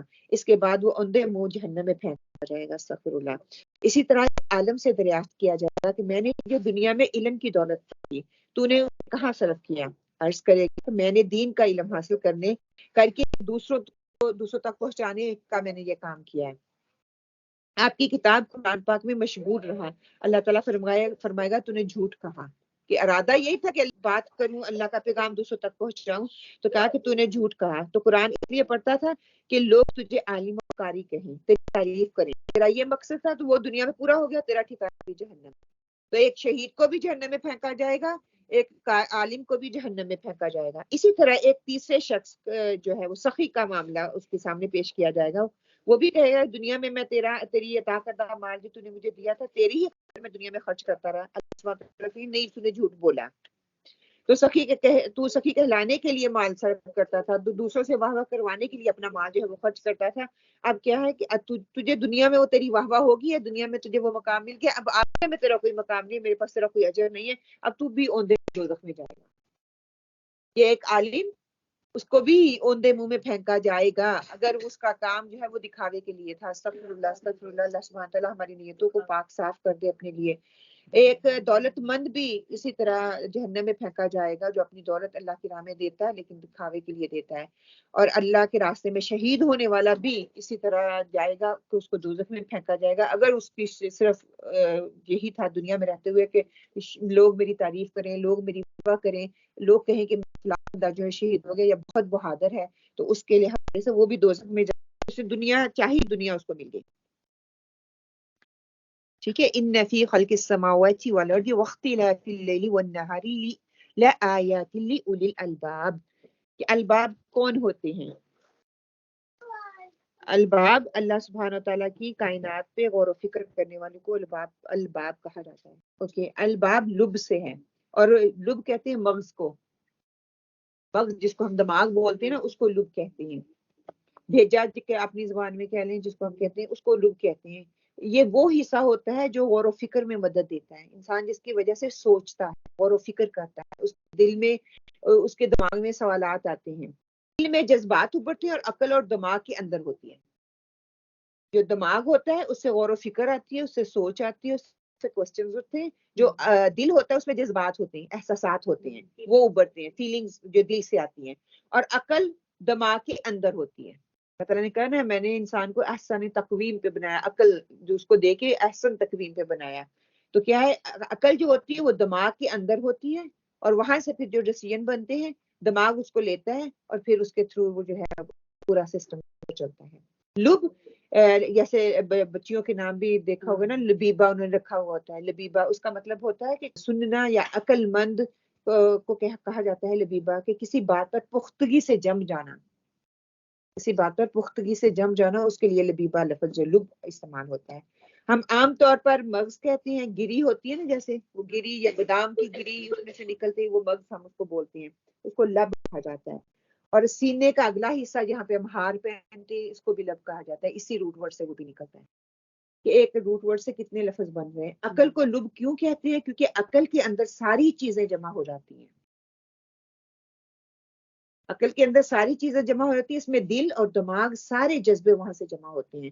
تو وہاں سے چیزیں سارٹ آؤٹ کی جاتی ہیں، سارٹ آؤٹ ہو کے وہ سارے پھر میرے پورے جسم سے یا میرے ایکشن سے وہ ظاہر ہوتی ہیں. اچھا، اول الالباب سے مراد وہ لوگ ہیں جو جن کی عقل فطرت کے تابع ہوتی ہے. جس طرح انسان نے اللہ تعالیٰ نے انسان کو فطرت پہ پیدا کیا ہے نا، ہم سارے پڑھتے آ رہے ہیں کہ اللہ تعالیٰ نے انسان کو فطرت پہ پیدا کیا. فطرت کیا ہے؟ فطرت جب کسی بری چیز کو، گندی چیز کو دیکھتی ہو تو کہتی ہے گندی ہے، کسی اچھی چیز کو دیکھتی ہو تو ہم کہتے ہیں یہ اچھی ہے، کسی خوشبو والی چیز کو دیکھتے ہو تو ہم کہتے ہیں یہ اس میں سے اسمیل آ رہی ہے. یہ فطرت ہے. اللہ تعالیٰ نے یہ انسان کے اندر ودیت کر دی ہے، یہ رکھ دی ہے. برے کو، اچھے کو، ہر چیز کو جو نظر دیکھتی ہے، پھر دل اس کا تصدیق کرتا ہے اچھی ہے یا بری ہے. یہ فطرت ہے. کہ ہدایت کا پہلا قدم کائنات پہ جب ہم غور و فکر کرتے ہیں نا تو وہاں سے شروع ہوتا ہے. انسان غور و فکر، کائنات پہ غور و فکر کرتا ہے. غور و فکر کرنے کے بعد اس کو کیا ہوتا ہے کہ جب وہ غور و فکر کرتا ہے کہ اچھا مجھے یہاں پہ یہ بتائیں کہ غور و فکر کرنا، بار بار ہم یہ لفظ استعمال کر رہے ہیں، کیا غور و فکر کرنا عبادت میں آ جائے گا، ذکر میں آ جائے گا؟ کیسے؟ وہی تو ہمارا غور فکر کریں گے تو ہمیں پتہ چلے گا نا کیا ہو رہا ہے، کیا ہوا ہے. دیکھیے کہا گیا نا ایک پورے قرآن کو پڑھنے کی بنسبت اگر ایک آیت بھی تمہیں سمجھ آ جاتی ہے تو اس سے تمہاری زندگی سنور جاتی ہے، بدل جاتی ہے، تو وہ زیادہ بہتر ہے پورے قرآن پڑھنے سے. وہی کوالٹی کوانٹٹی. ہاں جی، کہ غور و فکر تدبر کرنا یہ قرآن کا حق ہے. اب وہی بات یہاں پہ کی ہے، جو غور و فکر کرتے ہیں، کائنات پہ تدبر کرتے ہیں، وہ عبادت گنا جاتا ہے، وہ ذکر گنا جاتا ہے. ہم یہاں پہ بیٹھتے ہیں نا، بہت سے کوسچن اٹھ رہے ہیں، ہم پورا قرآن کیوں نہیں کر رہے ہیں، ہم ایک ہی صورت کیوں کر رہے ہیں، اس کو اتنی ڈیٹیل میں کیوں پڑھ رہے ہیں؟ کیونکہ ہم آج کی زندگی سے ریلیٹ کر رہے ہیں کہ شاید ہماری زندگیاں بدل جائیں. ہم ایک صورت ہی شاید پورے رمضان میں پڑھیں، لیکن مقصد ہمارا کیا ہے کہ ہماری زندگیاں بدلیں، ہمارا عمل بدلے نا. قرآن تو پڑھتے آ رہے، کتنے سالوں سے ہم دورہ قرآن سن رہے ہیں، لیکن ہم ٹس سے مس نہیں ہوتے. ویسی کی ویسی ہر چیز ہماری چل رہی ہے. مقصد یہ ہے کہ اس کو غور و فکر سے پڑھنا ہے، اس کا حق ہے، وہ حق ادا کرنے کی کوشش کریں، اور اس کے بعد پھر عمل میں لانے کی دعا کریں کہ اللہ تعالیٰ ہم سمجھ آ رہی ہے تو اس کو عمل میں لانے کی توفیق عطا فرما دیں. پھر قرآن پاک کی تلاوت کرنا، قرآن کو سمجھنے کی کوشش کرنا، قرآن کو سمجھ کر دوسروں تک پہنچانا، یہ سارے کے سارے حقوق ہیں قرآن کے. اچھا، غور و فکر کے نتائج کیا ہوتے ہیں کہ اللہ کی محبت پیدا ہوتی ہے، ہر چیز سے انسان متاثر ہونے لگتا ہے. جب وہ متاثر ہوتا ہے اللہ کی خشیت اس کے اندر آتی ہے، اور جب اللہ کی خشیت آتی ہے تو اس کے اندر خوف آتا ہے، دل میں توجہ پیدا ہوتی ہے. تو جب دل میں توجہ پیدا ہوتی ہے تو اللہ سے فیئر کرتا ہے، اللہ سے جو ہے وہ ڈرتا ہے. جب اللہ سے ڈرے گا تو اس کا عمل خود بخود چینج ہو جائے گا نا. یہ ہو ہی نہیں سکتا کہ انسان اس طرح کا عمل کرے اور اس کا عمل چینج نہ ہو. ابھی دعا بھی یہی مانگنی چاہیے. اللہ تعالیٰ ہمیں جو ہے غور و فکر کی دیکھیں، ایک یہ فطری چیز ہے نا، میرا گھر صاف ستھرا ہوگا، میرے گھر سے خوشبو آ رہی ہوگی، میں باہر دیکھوں گی موسم اچھا ہوگا، دھوپ ہوگی، پتے کھل رہے ہیں، ہوا چل رہی ہے، تو ہم کہتے ہیں ماشاءاللہ بہت خوبصورت دن ہے. اچھا فیل کرتے ہیں نا ہم، اچھا فیل کرتے ہیں. تو یہ اچھا فیل جب ہم کرتے ہیں تو پھر ہمارا دل بھی کرتا ہے ہم اس رب کا شکر ادا کریں. تو یہی فیلنگ جب ہم غور و فکر کرتے ہیں نا، ہم کسی چیز کو سمجھ جاتے ہیں. جب سمجھتے ہیں، سمجھنے کے بعد پھر ہمیں پتہ چلتا ہے کہ واقعی اللہ سبحانہ وتعالیٰ نے یہ جو انسان کے اندر یہ عقل رکھ دی ہے نا، اس کے بہت زیادہ فائدے ہیں. اچھا، کہتے ہیں کھول، وہ شعر ہے نا، کھول آنکھ زمین دیکھ، فلک دیکھ، فضا دیکھ، مشرق سے ابھرتے ہوئے سورج کو ذرا دیکھ. جب میری آنکھ کھلے گی، میں زمین پہ غور و فکر کروں گی. چلو پھر ہوگی، آپ صلی اللہ علیہ وسلم سفر کرتے تھے تو کیا غور و فکر کے لیے کرتے تھے نا، عبرت حاصل کرنے کے لیے کرتے تھے. میں فلک کو دیکھوں گی، میں آسمان کو دیکھوں گی، میں زمین کو دیکھوں گی، میں فضا کو دیکھوں گی. ہر چیز کو جب دیکھوں گی، غور و فکر کرنے کو بندے کا بے اختیار دل کرتا ہے. اور جب میں صرف دنیاوی زندگی گزاری ہوتی ہوں، اتنا میں ضرور کہتی ہوں weather is nice, is too cold, is icy outside, snow ہو رہی ہے، دیٹس آل. بس میں اللہ کی قدرت کو نہیں دیکھ رہی. آپ دیکھیں وہی بادل جو بارش برسا رہے ہیں، وہی بادل جہاں سے ہمیں دھوپ نکل رہی ہے، وہی بادل جو ہمیں بلو نظر آ رہے ہیں، اسی سے سنو آ رہی ہے، تو کہاں سے نکل کے آ رہی ہے؟ بندے کو تعجب نہیں ہوتا، اس کو دیکھ کے آتا نہیں کہ سبحان اللہ کیسے وہ فلفی فلفی نیچے آ رہی ہے، کہ اللہ سبحان کون بنا رہا ہے اس کو؟ اللہ کی ذات بنا رہی ہے نا. عقل انسان کو بہت کہتی ہے ڈیفینسو بناتی ہے جب وہ عقل کا استعمال کرتا ہے. اس کی مثال حضرت ابراہیم علیہ السلام کی دیکھ لیں. حضرت ابراہیم علیہ السلام کو اگر تو وہ دل سے فیصلہ کرتے تو دل کیا کہتا ہے؟ آگ میں نہ کودو، ہے نا. دماغ سے کرتے تو کہتے نہ کودو، دل نے کہا کہ نہیں کودنا ہے اپنے رب کی محبت میں، انہوں نے وہ فیصلہ کر لیا. دل اور دماغ ہم نے دونوں چیزوں کا استعمال کرنا ہے. فطرت کیا کہتی ہے کہ عقل فطرت کے تقاضے کے اندر ہے تو لب ہے. اور مثلاً کہ عام حالات میں اگر ہم دیکھ لیں اس کو کریں مرد اور عورت, اللہ تعالیٰ نے کہا مرد عورت کے لیے بنی ہے یا عورت مرد کے لیے بنا ہے, ان کی شادی ہوگی, ٹھیک ہے, جوڑا بنایا اللہ تعالیٰ نے. اگر میں آپ کے سامنے کہوں کہ بہن اور بھائی کی شادی ہو سکتی ہے تو کیا آپ کو کیا اچھا لگے گا؟ نہیں لگتا. میں برا کراہت کرتی ہوں کہ نہیں, اللہ تعالیٰ نے یہ جو ہے وہ حلال رشتے بنائے ہیں. اگر میں کہوں ساس اور جو ہے اس کا بیٹی کا جوائی, ان کا آپس میں رشتہ ہے, تو مانیں گے آپ؟ نہیں مانیں گے. کیوں نہیں مانیں گے؟ اللہ نے اس رشتے کو حرام کہا ہے نا. اور باپ اور بیٹی کا رشتہ ہے وہ بھی حرام ہے. یہ فطرت میں ہے نا, اللہ تعالیٰ نے رکھ دیا کہ ہم اس چیز میں کراہت محسوس کرتے ہیں کہ یہ چیزیں ہو ہی نہیں سکتی. آج کل ہو رہا ہے, آج کل ہو رہا ہے. باپ اور بیٹی کا رشتہ ہے, بہن اور بھائی کا رشتہ ہے. ساس کا اپنی بیٹی کے خاوند کے ساتھ ہے, اور نعوذ باللہ استغفر اللہ ایک عورت کا دوسرے مرد کے ساتھ ہے, اور دوسرے مرد کا دوسری عورت کے ساتھ ہے, عورت کے ساتھ ہے. یہ ایسا انتظام چل, یہ فطرت کی ساری چیزیں الٹ جا رہی ہیں نا. ہم اس میں کراہت کرتے ہیں لیکن پھر بھی کر رہے ہیں. اس کا مطلب ہے کہ عقل لب ہمارے اندر جو ہے, غور و فکر جو ہے, اس کے کیا اثرات ہوں گے وہ نہیں ہم دیکھ رہے. اگر عقل ہے, ہم لب کا استعمال کر رہے ہیں, فطرت پہ ہم ہیں, ٹھیک ہے, فطرت کا یہ تقاضا اس چیز کو برا کہا جائے, یہ بری چیز ہے. غیر مسلم بھی غور و فکر کرتے ہیں. جب ایک اولو الباب جس کو کہا گیا نا کہ عقل رکھنے والا جب غور و فکر کرتا ہے وہ اللہ کو پہچان جاتا ہے, اپنے مقصد کو پہچان جاتا ہے. یہ دیکھو نان مسلم بھی غور و فکر کرتے ہیں نا, یہ بہت سی تحقیقات کر رہے ہیں, پونڈر آن کرتے ہیں, تو وہ کیا کرتے ہیں, وہ اس نتیجے پر پہنچتے ہیں کہ ہاں ہم نے یہ ایجاد کر لیا. وہ خود کریٹر بننے کی کوشش کرتے ہیں. جب اولو الباب اللہ تعالیٰ کی کائنات پہ غور و فکر کرتے ہیں, وہ اس نتیجے پر پہنچتے ہیں کہ مخلوق پر غور و فکر کرتے ہیں. مخلوق کیا ہے؟ یہ ساری کائنات اللہ تعالیٰ کی مخلوق ہے. پھر جب وہ مخلوق پہ غور و فکر کرتے ہیں, ان کو اپنا مقصد حیات مل جاتا ہے کہ یہ میری زندگی کا مقصد ہے. جب وہ زندگی کا مقصد مل جاتا ہے وہ اللہ کو پا لیتی ہیں. کہ اللہ سبحانہ وتعالیٰ ہمیں بھی اس طرح سے عقل اور غور و فکر کرنے کی توفیق عطا فرمائے. اللہ سبحانہ وتعالیٰ سے دعا ہے کہ اللہ تعالیٰ ہمارے دلوں کو کھول دے, ہمارے اندر وہ یقین پیدا ہو جائے, ہمارے اندر وہ کیفیت پیدا ہو جائے کہ ہم بھی اللہ کو پہچاننے والے بن جائیں. اللہ تعالیٰ کا حق ادا کرنے والوں میں سے اللہ تعالیٰ کی ذات ہمیں بنا دے. کہیں ایسا نہ ہو کہ ہم بھی دوسروں کی طرح اسی طرح گزار دیں اور ہمارے ہاتھ پلے کچھ نہ آئے. آپ صلی اللہ علیہ وسلم کی روایت ہے کہ عورتیں حضور صلی اللہ علیہ وسلم کی خدمت میں حاضر ہوئی, عرض کیا یا رسول اللہ, اعمال صرف مردوں اور عورتوں کے لیے مخصوص ہیں, جیسے اذان ہے, جہاد ہے, لوگ مرد جو ہے جہاد کے لیے نکلتے ہیں. مؤذن کے لیے پتہ کتنا رتبہ ہے, اس کو اتنا رتبہ دے دیا گیا, عورتیں اس لحاظ سے پیچھے ہیں. تو آپ صلی اللہ علیہ وسلم نے اس کو جواب دیا کہ اس لحاظ سے کہ مرد اور عورت نیکیوں میں برابر ہیں, اس میں کوئی تشخیص نہیں ہے, ٹھیک ہے. اس کو موقع دے دیا گیا, وہ اذان دیتا ہے, وہ جہاد دیتا ہے. آپ صلی اللہ علیہ وسلم نے فرمایا ایسا نہیں ہے, بلکہ عورتوں کو بھی اللہ تعالیٰ کے ہاں ویسا ہی بدلہ ملے گا جیسا مردوں کو دیا گیا. اللہ کے قانون میں اس بارے میں کوئی تفریق نہیں ہے. مرد ہو یا عورت دونوں یکساں ہیں, ان کے عمل کی نوعیت مختلف ہو سکتی ہے. مرد میدان جنگ میں جہاد کرتا ہے تو اس کی خدمت کرتی ہے نا, اگر وہ جاتا ہے تو اس کے گھر بار کی بات میں لک آفٹر کرتی ہے تو اس کو بھی اتنا ہی اجر دیا جاتا ہے.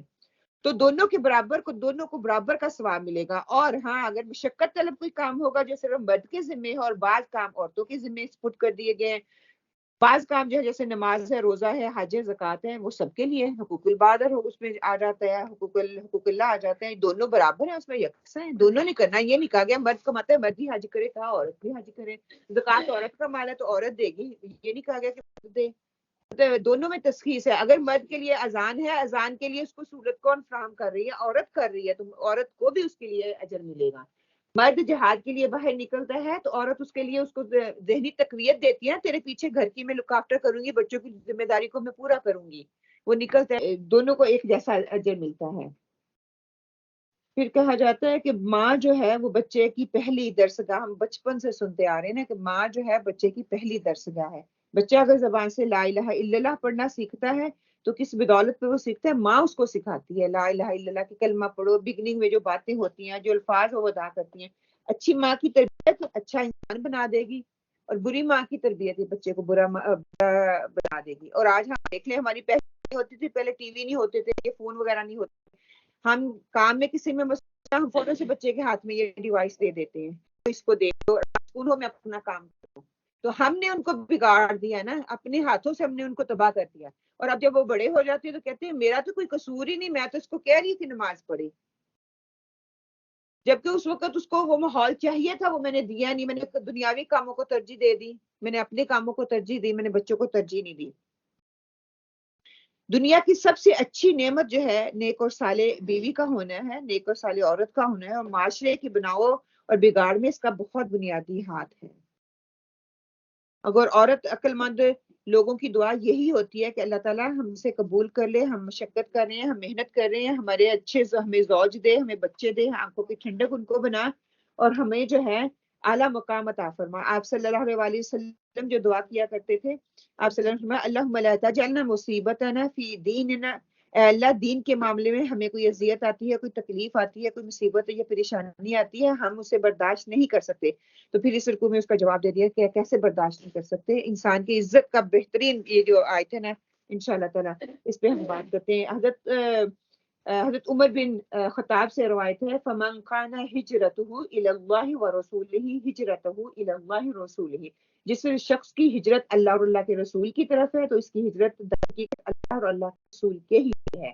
اور جس کی ہجرت جو ہجرت کرتا ہے کہ کسی عورت سے نکاح کرنے کے لیے جاتا ہے، یا حاضر کے لیے، یا کوئی کاروبار کرنے کے لیے جاتا ہے، اس کی ہجرت کے لیے اس کو اجر دیا جائے گا کہ جو جیسی نیت کرے گا اس کو ویسا ہی اجر دے دیا گیا. اللہ نے اس کا جواب کیا، جو سارے یہ کام کرتے ہیں اس کو کیا، ولا ادخلنہم جنات تجری من تحتہا الانہار، کہ اس کو جنتیں دی جائیں گی، وہ جنت میں رہیں گے. جنت سے کون لوگ محروم رہیں گے، جنت میں کون لوگ نہیں جائیں گے، اس کے حوالے سے دیکھیں یہ دعا کہا گیا کہ تہجد میں آپ صلی اللہ علیہ وسلم پڑھا کرتے تھے. آپ صلی اللہ علیہ وسلم تہجد کی نماز آپ پہ فرض تھی صلی اللہ علیہ وسلم، ہم پہ وہ فرض نہیں ہے. لیکن اس وقت میں جب آپ صلی اللہ علیہ وسلم کا دور تھا، صحابہ کرام آپ کے آگے پیچھے ہوا کرتے تھے، اس وقت وہ اس کو ایک خاص نیکی سمجھتے تھے، وہ عام تھا اس وقت. دیکھیے اگر وہ بات یاد ہو، جب آپ صلی اللہ علیہ وسلم وہ صحابی آئے تو آپ صلی اللہ علیہ وسلم نے کہا تھا کہ ایک شخص دروازے سے داخل ہوگا تو وہ جنتی ہے.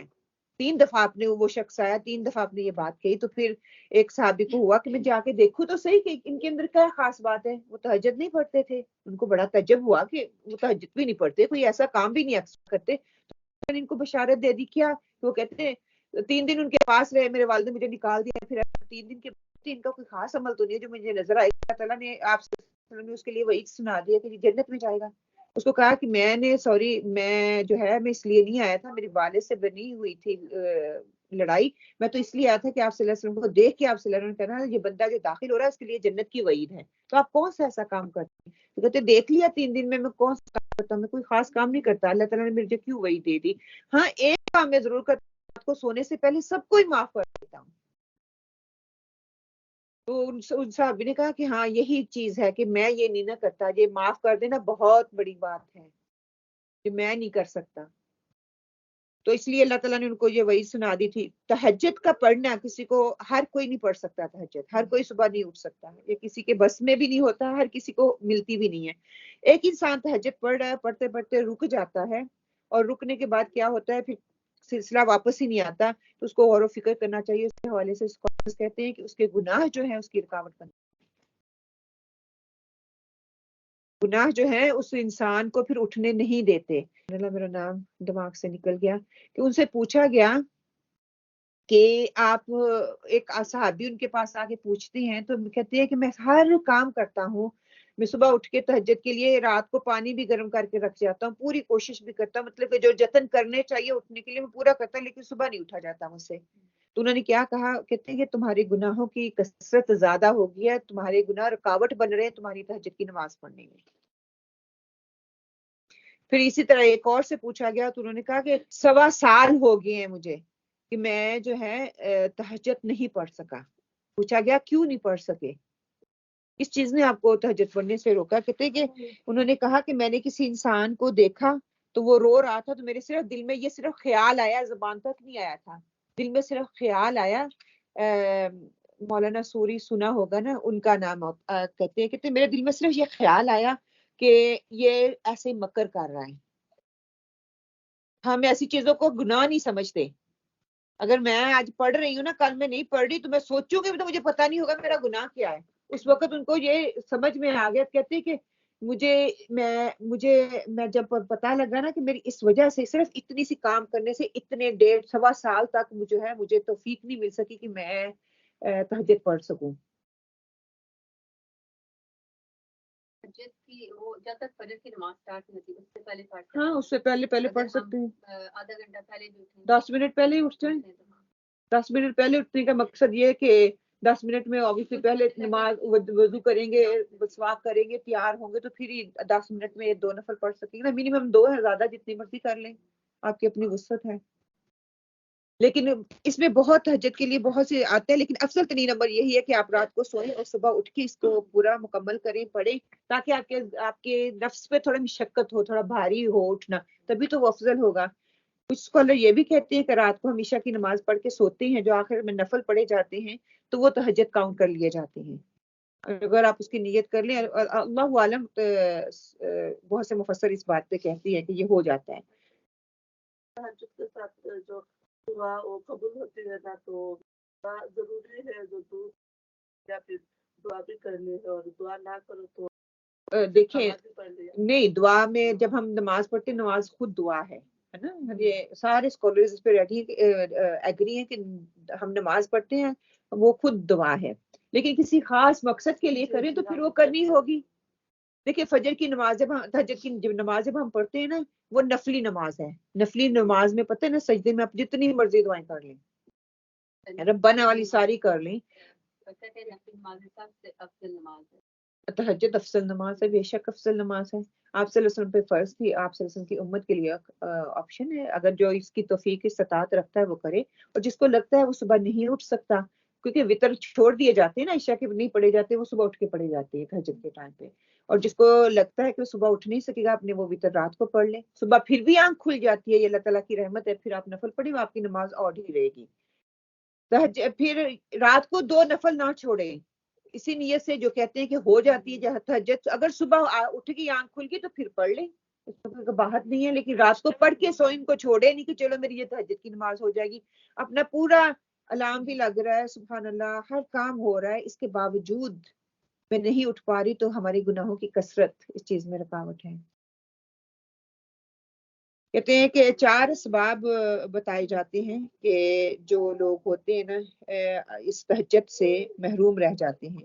تہجد کی محرومی، تہجد کی توفیق ایک شخص کو نصیب نہیں ہوتی، بلکہ اس شخص کو نصیب ہوتی ہے جو اپنے آپ کو محرومی سے بچا کر رکھتا ہے، اپنے آپ کو گناہوں سے بچا کے رکھتا ہے. اس کے 4 اسباب ہیں. کہتے ہیں کہ ہم رات کو کیوں نہیں اٹھ پاتے. ایک یہ کہ رات کو زیادہ کھانا کھا لیا، دیکھو اب پھر رکاوٹ ہے. گناہ کی پیٹ بھرا کچھ نہیں ہے، کیسے اٹھوں؟ فرض نمازیں قضا ہو رہی ہیں، تہجد کی تو آپ چھوڑ. دوسری یہ کہتے ہیں کہ دن بھر ہم اتنی محنت کرتے ہیں، اتنا اپنے آپ کو کھپا دیتے ہیں، رات کو جب لیٹتے ہیں اتنے تھکے ہوئے ہوتے ہیں، صبح اٹھنے کی توفیق ہی نہیں ملتی. تو اس کو دیکھ لیں.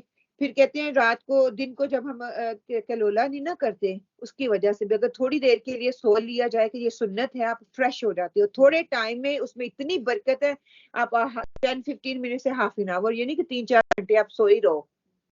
اتنے میں آپ سو گئے، پاور نیپ جس کو یہ گورے بولتے ہیں، اس کے بعد آپ کے اندر اتنی انرجی آ جاتی ہے. یہ سنت ہے، اس کے لیے سونا ضروری نہیں. آپ تھوڑا لائٹ ڈاؤن ہو جائے، تھوڑا ریلیکس کر لیں، مینٹلی فزیکلی ہو جائیں. اس کے بعد پھر دیکھیں آپ اتنے ایکٹیو ہو جاتے ہیں نا کہ تھوڑے ٹائم میں آپ زیادہ کام کر لیتے ہیں. اور چوتھی چیز وہ کہتے ہیں کہ گناہوں کا ارتکاب تہجد سے محرومی کا سبب بن جاتا ہے. گناہوں کی کثرت، گناہ کی نحوست سے انسان عبادت کی لذت سے محروم ہو جاتا ہے، اللہ سے مانگنے سے محروم رہ جاتا ہے.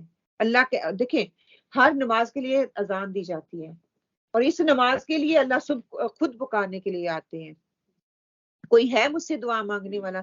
دیکھیے اب روزوں میں تو تقریباً میں کہتی ہوں سارے لوگ ہی پڑھ لیتی ہوں گے. ہم قیام لیل کرتے ہیں، تراویحیں پڑھتے ہیں، اس کے علاوہ آن ٹاپ ہم تہجد بھی پڑھ لیتی ہیں.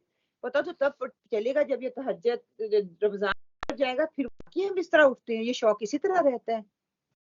زیادہ نہ کریں، 2 نفل کے لیے 10-15 منٹ پہلے اٹھ جائیں، اللہ سے مانگ لیں جو مانگنا چاہتے ہیں. اچھا ایک چیز کہ تہجد کے ٹائم پہ اگر صلاۃ التسبیح پڑھ لی جائے ہاں بہترین افضل ترین، یا اللہ کی تعریف ہو رہی ہے، سبحان اللہ و بحمدہ سبحان اللہ العظیم، اس طرح کہ لا الہ الا اللہ وحدہ لا شریک لہ لہ الملک و لہ الحمد وهو على كل شيء قدیر، سبحان اللہ والحمد للہ ولا الہ الا اللہ واللہ اکبر. اس سے اچھی تسبیح تو کوئی ہو ہی نہیں سکتی، اور وہ بھی 300 دفعہ کرنی ہے، اور اتنی خشوع میں وہ ہوگی کہ کوئی آگے پیچھے ارد گرد کوئی ہے ہی نہیں، آپ اور اللہ کے درمیان مقابلہ مکالمہ ہو رہا ہے، آپ اللہ کی تعریف پہ تعریف کیے جا رہی ہیں، اللہ کی تسبیح کیے جا رہی ہیں.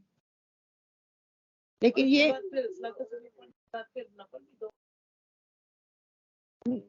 نہیں نفل پڑھ لی، وہ بھی تو نفل ہی ہے نا، صلاۃ التسبیح بھی تو نفل ہی ہے نا.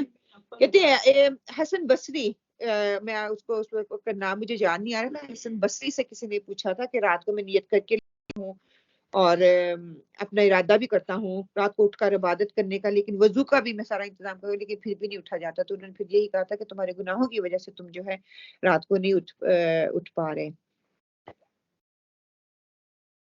اچھا اینڈ والی آیت پہ تھوڑی سی بات کر لیں انشاءاللہ تعالی. الصابرون پہ میں بات کروں گی، رابطون پہ میں بات کروں گی، اور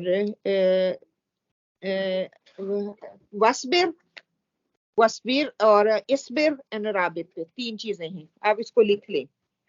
یا ایھا الذین آمنوا اصبروا لفظ استعمال ہوا، وصابروا لفظ استعمال ہوا، ورابطوا 3 لفظ استعمال ہوئے، کہ یہ ساری چیزیں جو ہے، یہ جو ہے نا آیت پورے جامع ترین آیت کہہ لیں کہ امت مسلمہ کو درپیش مسائل کا حل اس میں اللہ تعالیٰ نے رکھ دی. اسبروا صبر سے ہے، ذاتی مشکلیں، مصیبتیں، پریشانیاں، یہ سنگل کے لیے آیا ہے نا، مطلب اپنی ذاتی انسان کی. اسبروا ایک انسان کی اپنی ذاتی پریشانی جو ہوتی ہے اس کے لیے آتا ہے، مشکل ہو جائے، وہ پریشانی ہو جائے، اس پہ صبر کرنا. دکھ پر، کوئی مال کا چھن جانا، مال کا کھو جانا، کوئی ایسی مطلب کہ پریشانی جو کہ میرے سے صرف ایک کے ساتھ، میرے اپنے ساتھ اس کا تعلق ہے، اس بھی رکا. پھر آگے جو کہا گیا وہ صابرو اجتماعی صبر ہے، سب کا جمع کا صیغہ اس میں آ جاتا ہے. اس میں جو ہے نا 20 چیزیں میں آپ کو گنواؤں گی، اس پہ پھر ہم پونڈر آن کریں گے کہ 20 چیزیں یہ کس صبر کس گہری چیز کا نام ہے، کہ دوسروں کے مقابلے میں صبر کرنا، تمہارے قدم کمزور ہونے لگے اس پہ صبر کرنا، خواہشات پر صبر کرنا، میرے اندر بہت سی خواہشیں ابھر رہی ہیں اس پہ میں نے صبر کرنا ہے، لالچ اور حرص میں صبر کرنا، آرزوؤں پہ صبر کرنا، رغبتوں پہ صبر کرنا، اپنی کمزوریوں پہ صبر کرنا، اپنے اندر جو نقص ہیں ان پہ صبر کرنا، لوگوں کی خواہشات پر صبر کرنا، لوگوں کی جاہلیت اور بری سوچ پہ صبر کرنا، لوگوں کے مزاج بدل جانے پہ صبر کرنا، نفس کا جلد بازی کرنے پہ صبر کرنا، لوگوں کا مغرور ہونے پہ جو ہے اس پہ صبر کرنا، لوگوں کی چال بازیاں اس پہ صبر کرنا، برائی کے پھلنے اور پھولنے سے دل کڑتا ہے نا، پھر اس پہ صبر کرنا، اسباب پر صبر کرنا، وسوسوں پر صبر کرنا، غم اور تھکن پہ صبر کرنا، دل کی تنگی پر صبر کرنا. یہ سارے کے سارے صبر جو ہے اجتماعی زندگی پہ صبر کرنا، یہ سارے کے سارے صبر مطلوب ہیں وصابروا میں. اور دیکھ لیں ہم ہر ایک ہم پہ فٹ ہو رہا ہے. صبر ہم کہتے ہیں نا کسی ایک نے کہہ دیا تو اس پہ صبر ہے، ہر لیول پہ صبر ہے.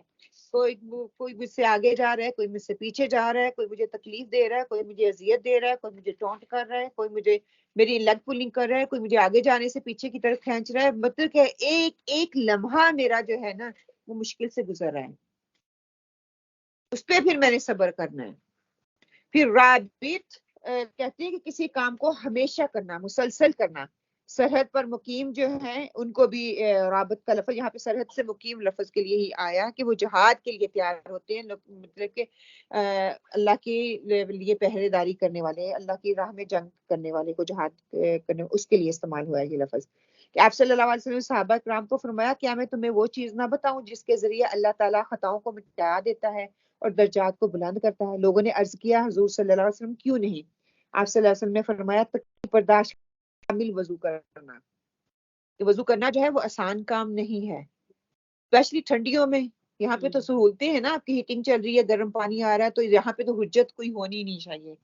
وہاں پہ بہت اس چیز کا اجر ہے کہ پانی بھی گرم نہیں ہے، باہر ٹھنڈی بھی ہے، اور ٹھنڈے پانی سے وضو کر رہے ہیں تو اس کا آپ کو اجر بہت زیادہ ملتا ہے۔ پورا وضو کرنا ہے، مسجد کی طرف کثرت سے قدموں کو اٹھانا، مطلب کہ اس کی طرف دل مسجد میں لگا ہوا ہے، صبح میں مسجد، شام میں مسجد، دوپہر میں مسجد، کبھی درس کے لیے، کبھی لیکچر کے لیے، کبھی کسی چیز کے لیے، اس کے لیے، اور ایک نماز کے بعد دوسری نماز کا انتظار کرنا۔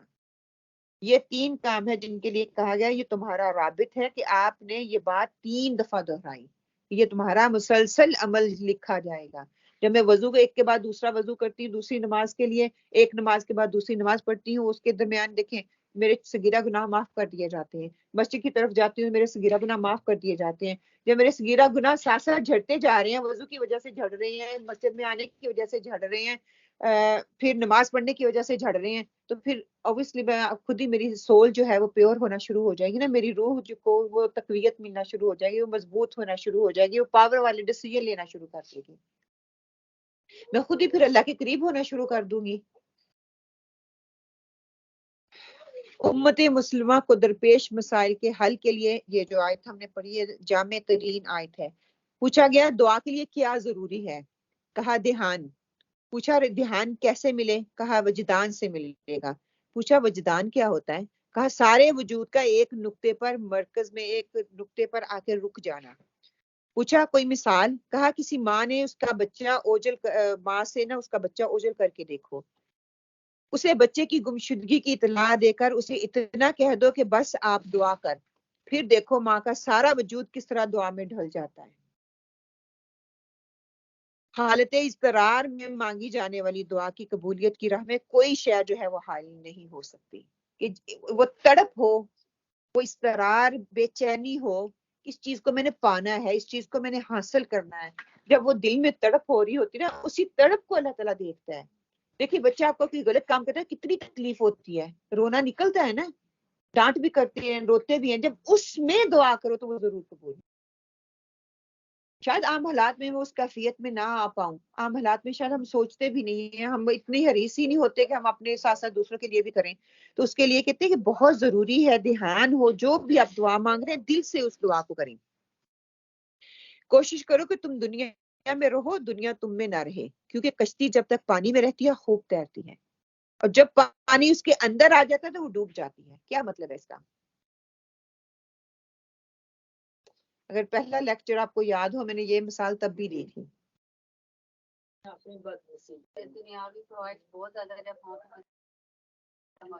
ہاں کہ دنیا میں رہ کے میں نے جینا ہے، دنیا میں ڈوبنا نہیں ہے، ڈوب جاؤں گی تو ختم ہو جاؤں گی۔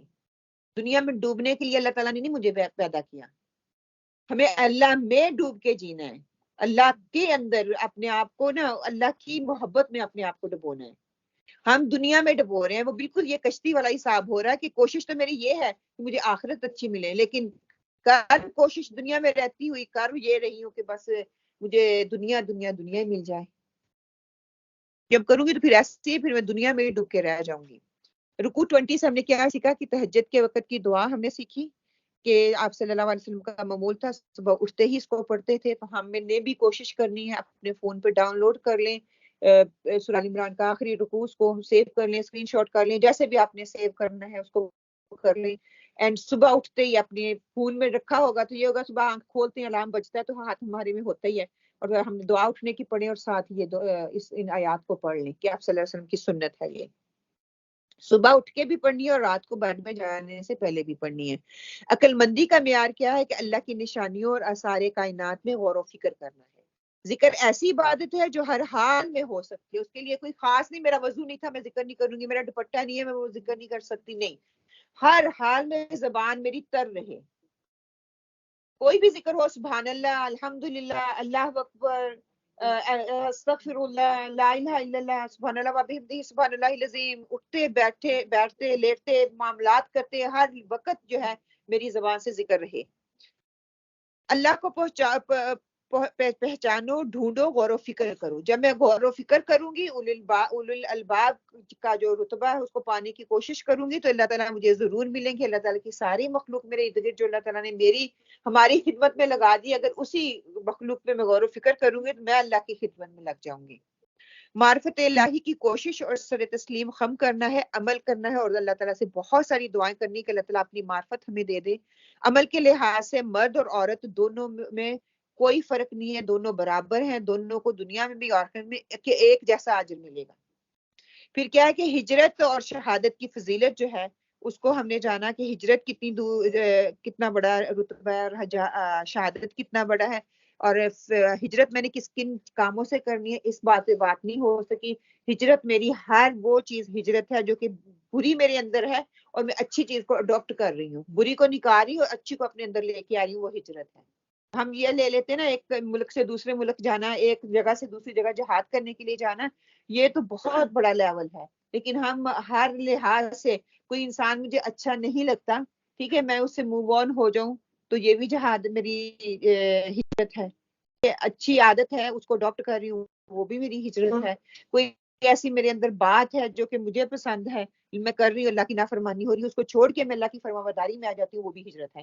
کہ بہت سی ہجرت کی اقسام جو ہے اس میں آ جاتی ہیں. کافروں کی ترقی کو اللہ کا انعام نہ سمجھو کہ آج جو کافر ترقی کر رہے ہیں دیکھ کے ہماری آنکھیں چندے آ جاتی ہیں، ہم ان کی تعریفیں کر رہے ہیں، اس پہ اتنا نہ کرو، بلکہ کیا کرو کہ صبر کو کرنا انتظار کرنے کی صلاحیت نہیں ہے، بلکہ انتظار کے وقت اچھا رویہ رکھنا جو ہے وہ صبر ہے. ہم ادر وے اراؤنڈ کرتے ہیں. پھر یہ کہ پریشانی تذکرہ کرنے سے بڑھتی ہے، خاموش رہنے سے کم ہوتی ہے، صبر کرنے سے ختم ہوتی ہے، اور شکر کرنے سے خوشی بدل جاتی ہے. یہ سٹیٹمنٹ آپ لکھ لیں کہ صبر جو ہے پریشانی تذکرہ کرنے سے بار بار وہ ہری ہوتی ہے، بار بار وہ زخم جو ہے ہرا ہو رہا ہے، آپ کو تکلیف پہنچ رہی ہے. جب تکلیف پہنچتی ہے تو آپ پھر اس سے نکل نہیں پاتے. اس کو ہم نے دوسروں کے سامنے بیان نہیں کرنا، میں نے خاموشی اختیار کرنی ہے. خاموش رہوں گی تو میں صبر کروں گی تو میں صبر کرنے سے وہ ختم ہو جائے گی. صبر کرتی جاؤں گی تو شکر میرے اندر آ جائے گا، شکر کروں گی تو میرے اندر وہ چیز جو ہے وہ خوشی میں بدل جائے گی. پھر وہ شکوہ نہیں رہے گا، بلکہ وہ شکایت بھی نہیں رہے گی، وہ شکر میں بدل جائے گا. اس بیرو کہ اللہ تعالیٰ جو اللہ کے راستے سے ہٹانے والی چیزیں ہیں ان کے مقابلے میں اپنے آپ کو روکنا، اپنے آپ کو مضبوطی سے کھڑا کرنا، وہ صبر ہے.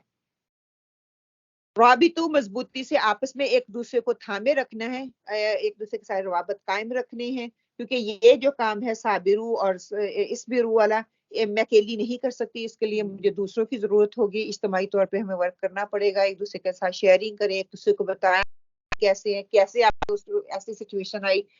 جتنے بھی یہ میں سارے آپ کو 20 کی 20 چیزیں جو آپ کو گنوا دی ہیں کہ وہ صابرون اجتماعی صبر میں آ جاتی ہیں. تو کس طرح ہر ایک اپنا ایکسپیرینس ہو سکتا ہے، کسی کو کسی طریقے کی آزمائش پہ صبر کرنا پڑ رہا ہے، کسی کو کسی طریقے کی آزمائش پہ صبر کرنا پڑ رہا ہے. پھر ہر وقت تیار رہنا، تیار رکھنا ہے. مصروفیات کے باوجود میں نے جو ہے دنیا کے کاموں میں سکون کو حاصل نہیں کرنا، بلکہ اللہ کے دین کی خدمت کر کے اس میں سکون حاصل کرنا ہے. اور آخری آیت کا خلاصہ یہ کہ مسلمانوں کے لیے اہم وصیت اللہ سبحانہ تعالیٰ نے دے دی کہ صبر کے لیے کیا ہے، پھر صابرون کرنا ہے، مرابط جو ہے وہ بننا ہے، رابط کرنا ہے، اور کیا اللہ سے ڈرتے رہنا ہے. جب تک میں اللہ سے ڈرتی رہوں گی تو انشاءاللہ تعالیٰ یہ سارے کام میرے لیے آسان ہو جائیں گے. رابطوں کا مطلب کہ باطل نہیں، روابط، روابط آپس میں رکھنا ہے، مطلب کہ مضبوطی سے پکڑے رکھنے کو، ہاں، مسلسل کام کرتا رہنا اور اس پہ جمے رہنا، اس کو کہتے ہیں. جیسے سرحدوں پہ جا کے فوجی جا کے کھڑے ہوتے ہیں نا، تو وہ کیا کرتے ہیں، وہاں پہ جمے رہتے ہیں جب تک وہ فتح حاصل نہیں کر سکتے. تو ہم نے ایک دوسرے کی مدد کرتے رہنا جب تک کہ ہم اپنی ٹارگٹ تک نہیں پہنچ جاتے. ہم کیا کر رہے ہیں کہ رکوع نمبر 11 سے 15 تک ہم نے پورے اب یہ سارے جو 5 رکوع ہم نے پڑھے ہیں، اس میں ہم نے کیا سیکھا ہے کہ اصطلاحات کے لیے اسلامی اجتماعیت ناگزیر ہے. اسلامی اجتماعیت کے قیام کے لیے میں کیا کر سکتی ہوں؟ امت مسلمہ کی ذمہ داریوں کو سیکھا، بھلائی کا حکم دینا اور برائی سے روکنا.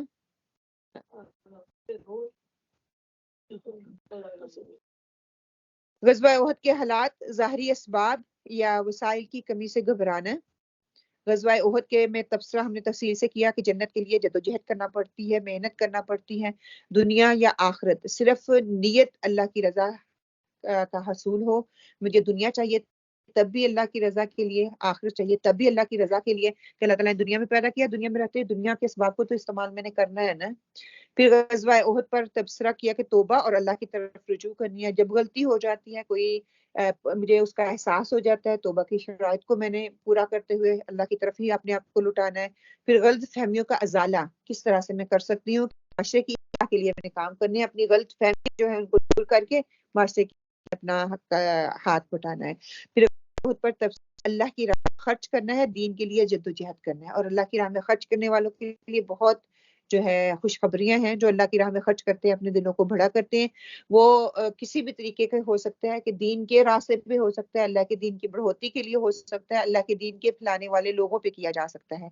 پھر یہودیوں کی طرز عمل پر تنبیہ کی گئی کہ خود کو حق کی راہ پر پھسلنے سے بچاؤ. تو وہ پھسل گئے حق کی راہ میں، خود کو یہ کہتے کہتے اس غلط فہمی میں کہ ہم حق پہ ہیں. پھر انجام کیا ہوا؟ اللہ تعالیٰ نے ان سے وہ چیز لے کے، ان کا وہ مرتبہ لے کے ہمیں دے دیا. اب ہمارے ساتھ بھی کہیں یہی نہ ہو کہ ہم بھی اسی زوم میں رہیں کہ بس ہم آپ صلی اللہ علیہ وسلم کی امت ہیں اور ہم جو ہے ہم حق پہ ہیں، بس اسی میں ہمارا خاتمہ ہو جائے. یہ نہ ہو کہ ہمارا اینڈ ٹائم جو ہے نعوذ باللہ استغفر اللہ کہ ہم دین پہ ہی نہ ہوں. اللہ نہ کرے، اللہ نہ کرے.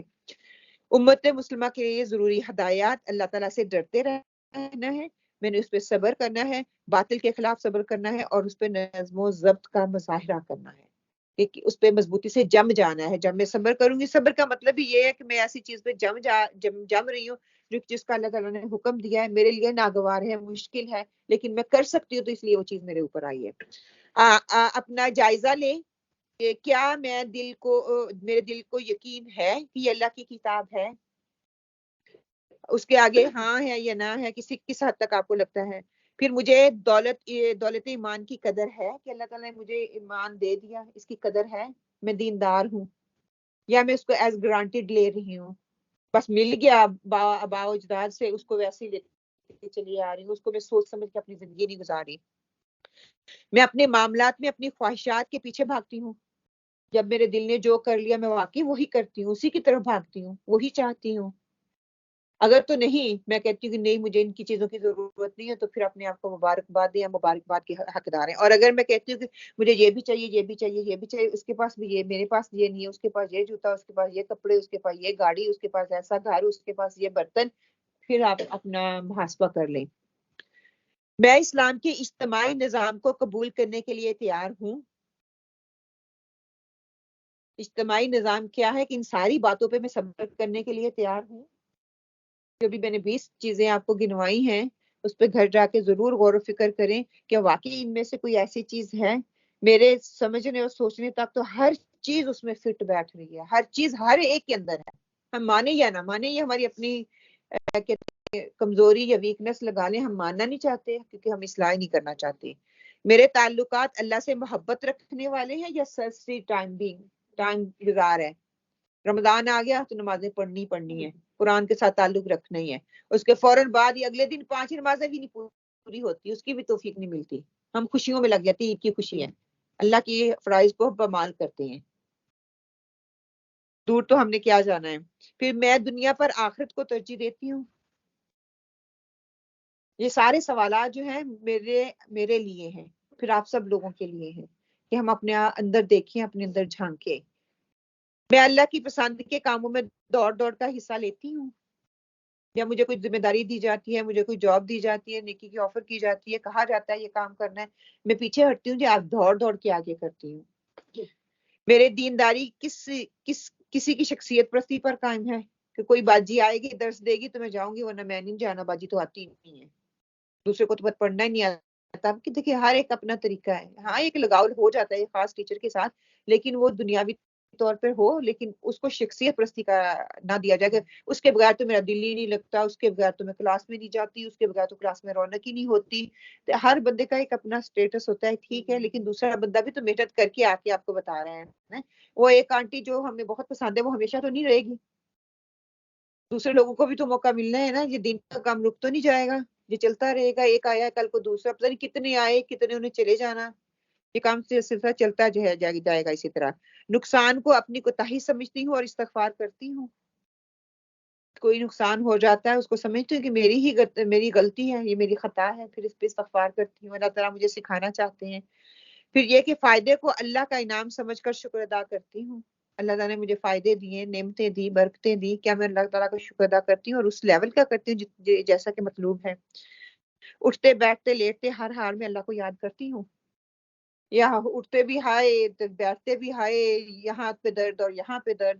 جب دیکھیے ہم کہتے ہیں نا آپ رات کو نیند نہیں آ رہی، میرے گھٹنوں میں درد تکلیف ہو رہی ہے، کیوں؟ کیونکہ میرا فوکس ہی بس وہ ہے نا، مجھے اور کچھ دماغ میں ہے ہی نہیں. تو وہ جس چیز پہ فوکس کروں گی دماغ اس چیز کو انڈیکیٹ کرتا ہے اور آپ کو وہ زیادہ اس چیز کو فیل کرواتا ہے.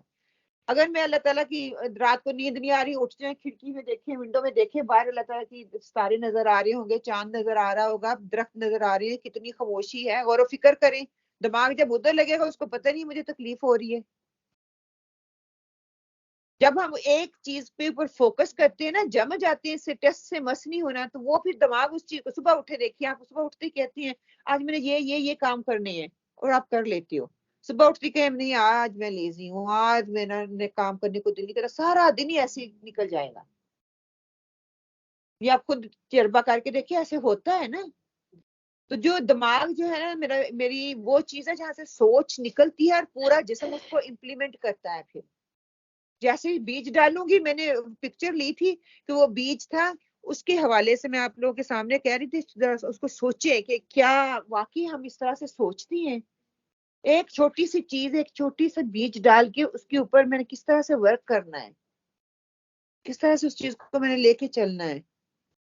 اللہ سبحانہ تعالیٰ سے دعا ہے کہ اللہ سبحانہ تعالیٰ آج کے لیسن سے ہمیں جو کہ بہترین آیات ہم نے آج پڑھی ہیں، پوری سورہ آل عمران کا کنکلوژن کہہ لیں، اسپیشل آیات ہیں. اللہ تعالیٰ ہمیں اس پر کو پڑھنے، اس پر عمل کرنے کی توفیق عطا فرمائے. اللہ سبحانہ تعالیٰ اس سے ہمیں بہترین میسج لینے والا بنائے جس سے ہماری دنیا اور آخرت دونوں سنور جائیں. ربنا تقبل منا انك انت السميع العليم وتب علينا انك انت التواب الرحيم. وقولوا قولي هذا واستغفر الله لي ولكم. آمين اللهم آمين. بسم الله الرحمن الرحيم. الحمد لله رب العالمين الرحمن الرحيم مالك يوم الدين. إياك نعبد وإياك نستعين. اهدنا الصراط المستقيم صراط الذين أنعمت عليهم غير المغضوب عليهم ولا الضالين. آمين. بسم الله الرحمن الرحيم. اللهم صل على محمد وعلى آل محمد كما صليت على إبراهيم وعلى آل إبراهيم إنك حميد مجيد. اللهم بارك على محمد وعلى آل محمد كما باركت على إبراهيم وعلى آل إبراهيم إنك حميد مجيد.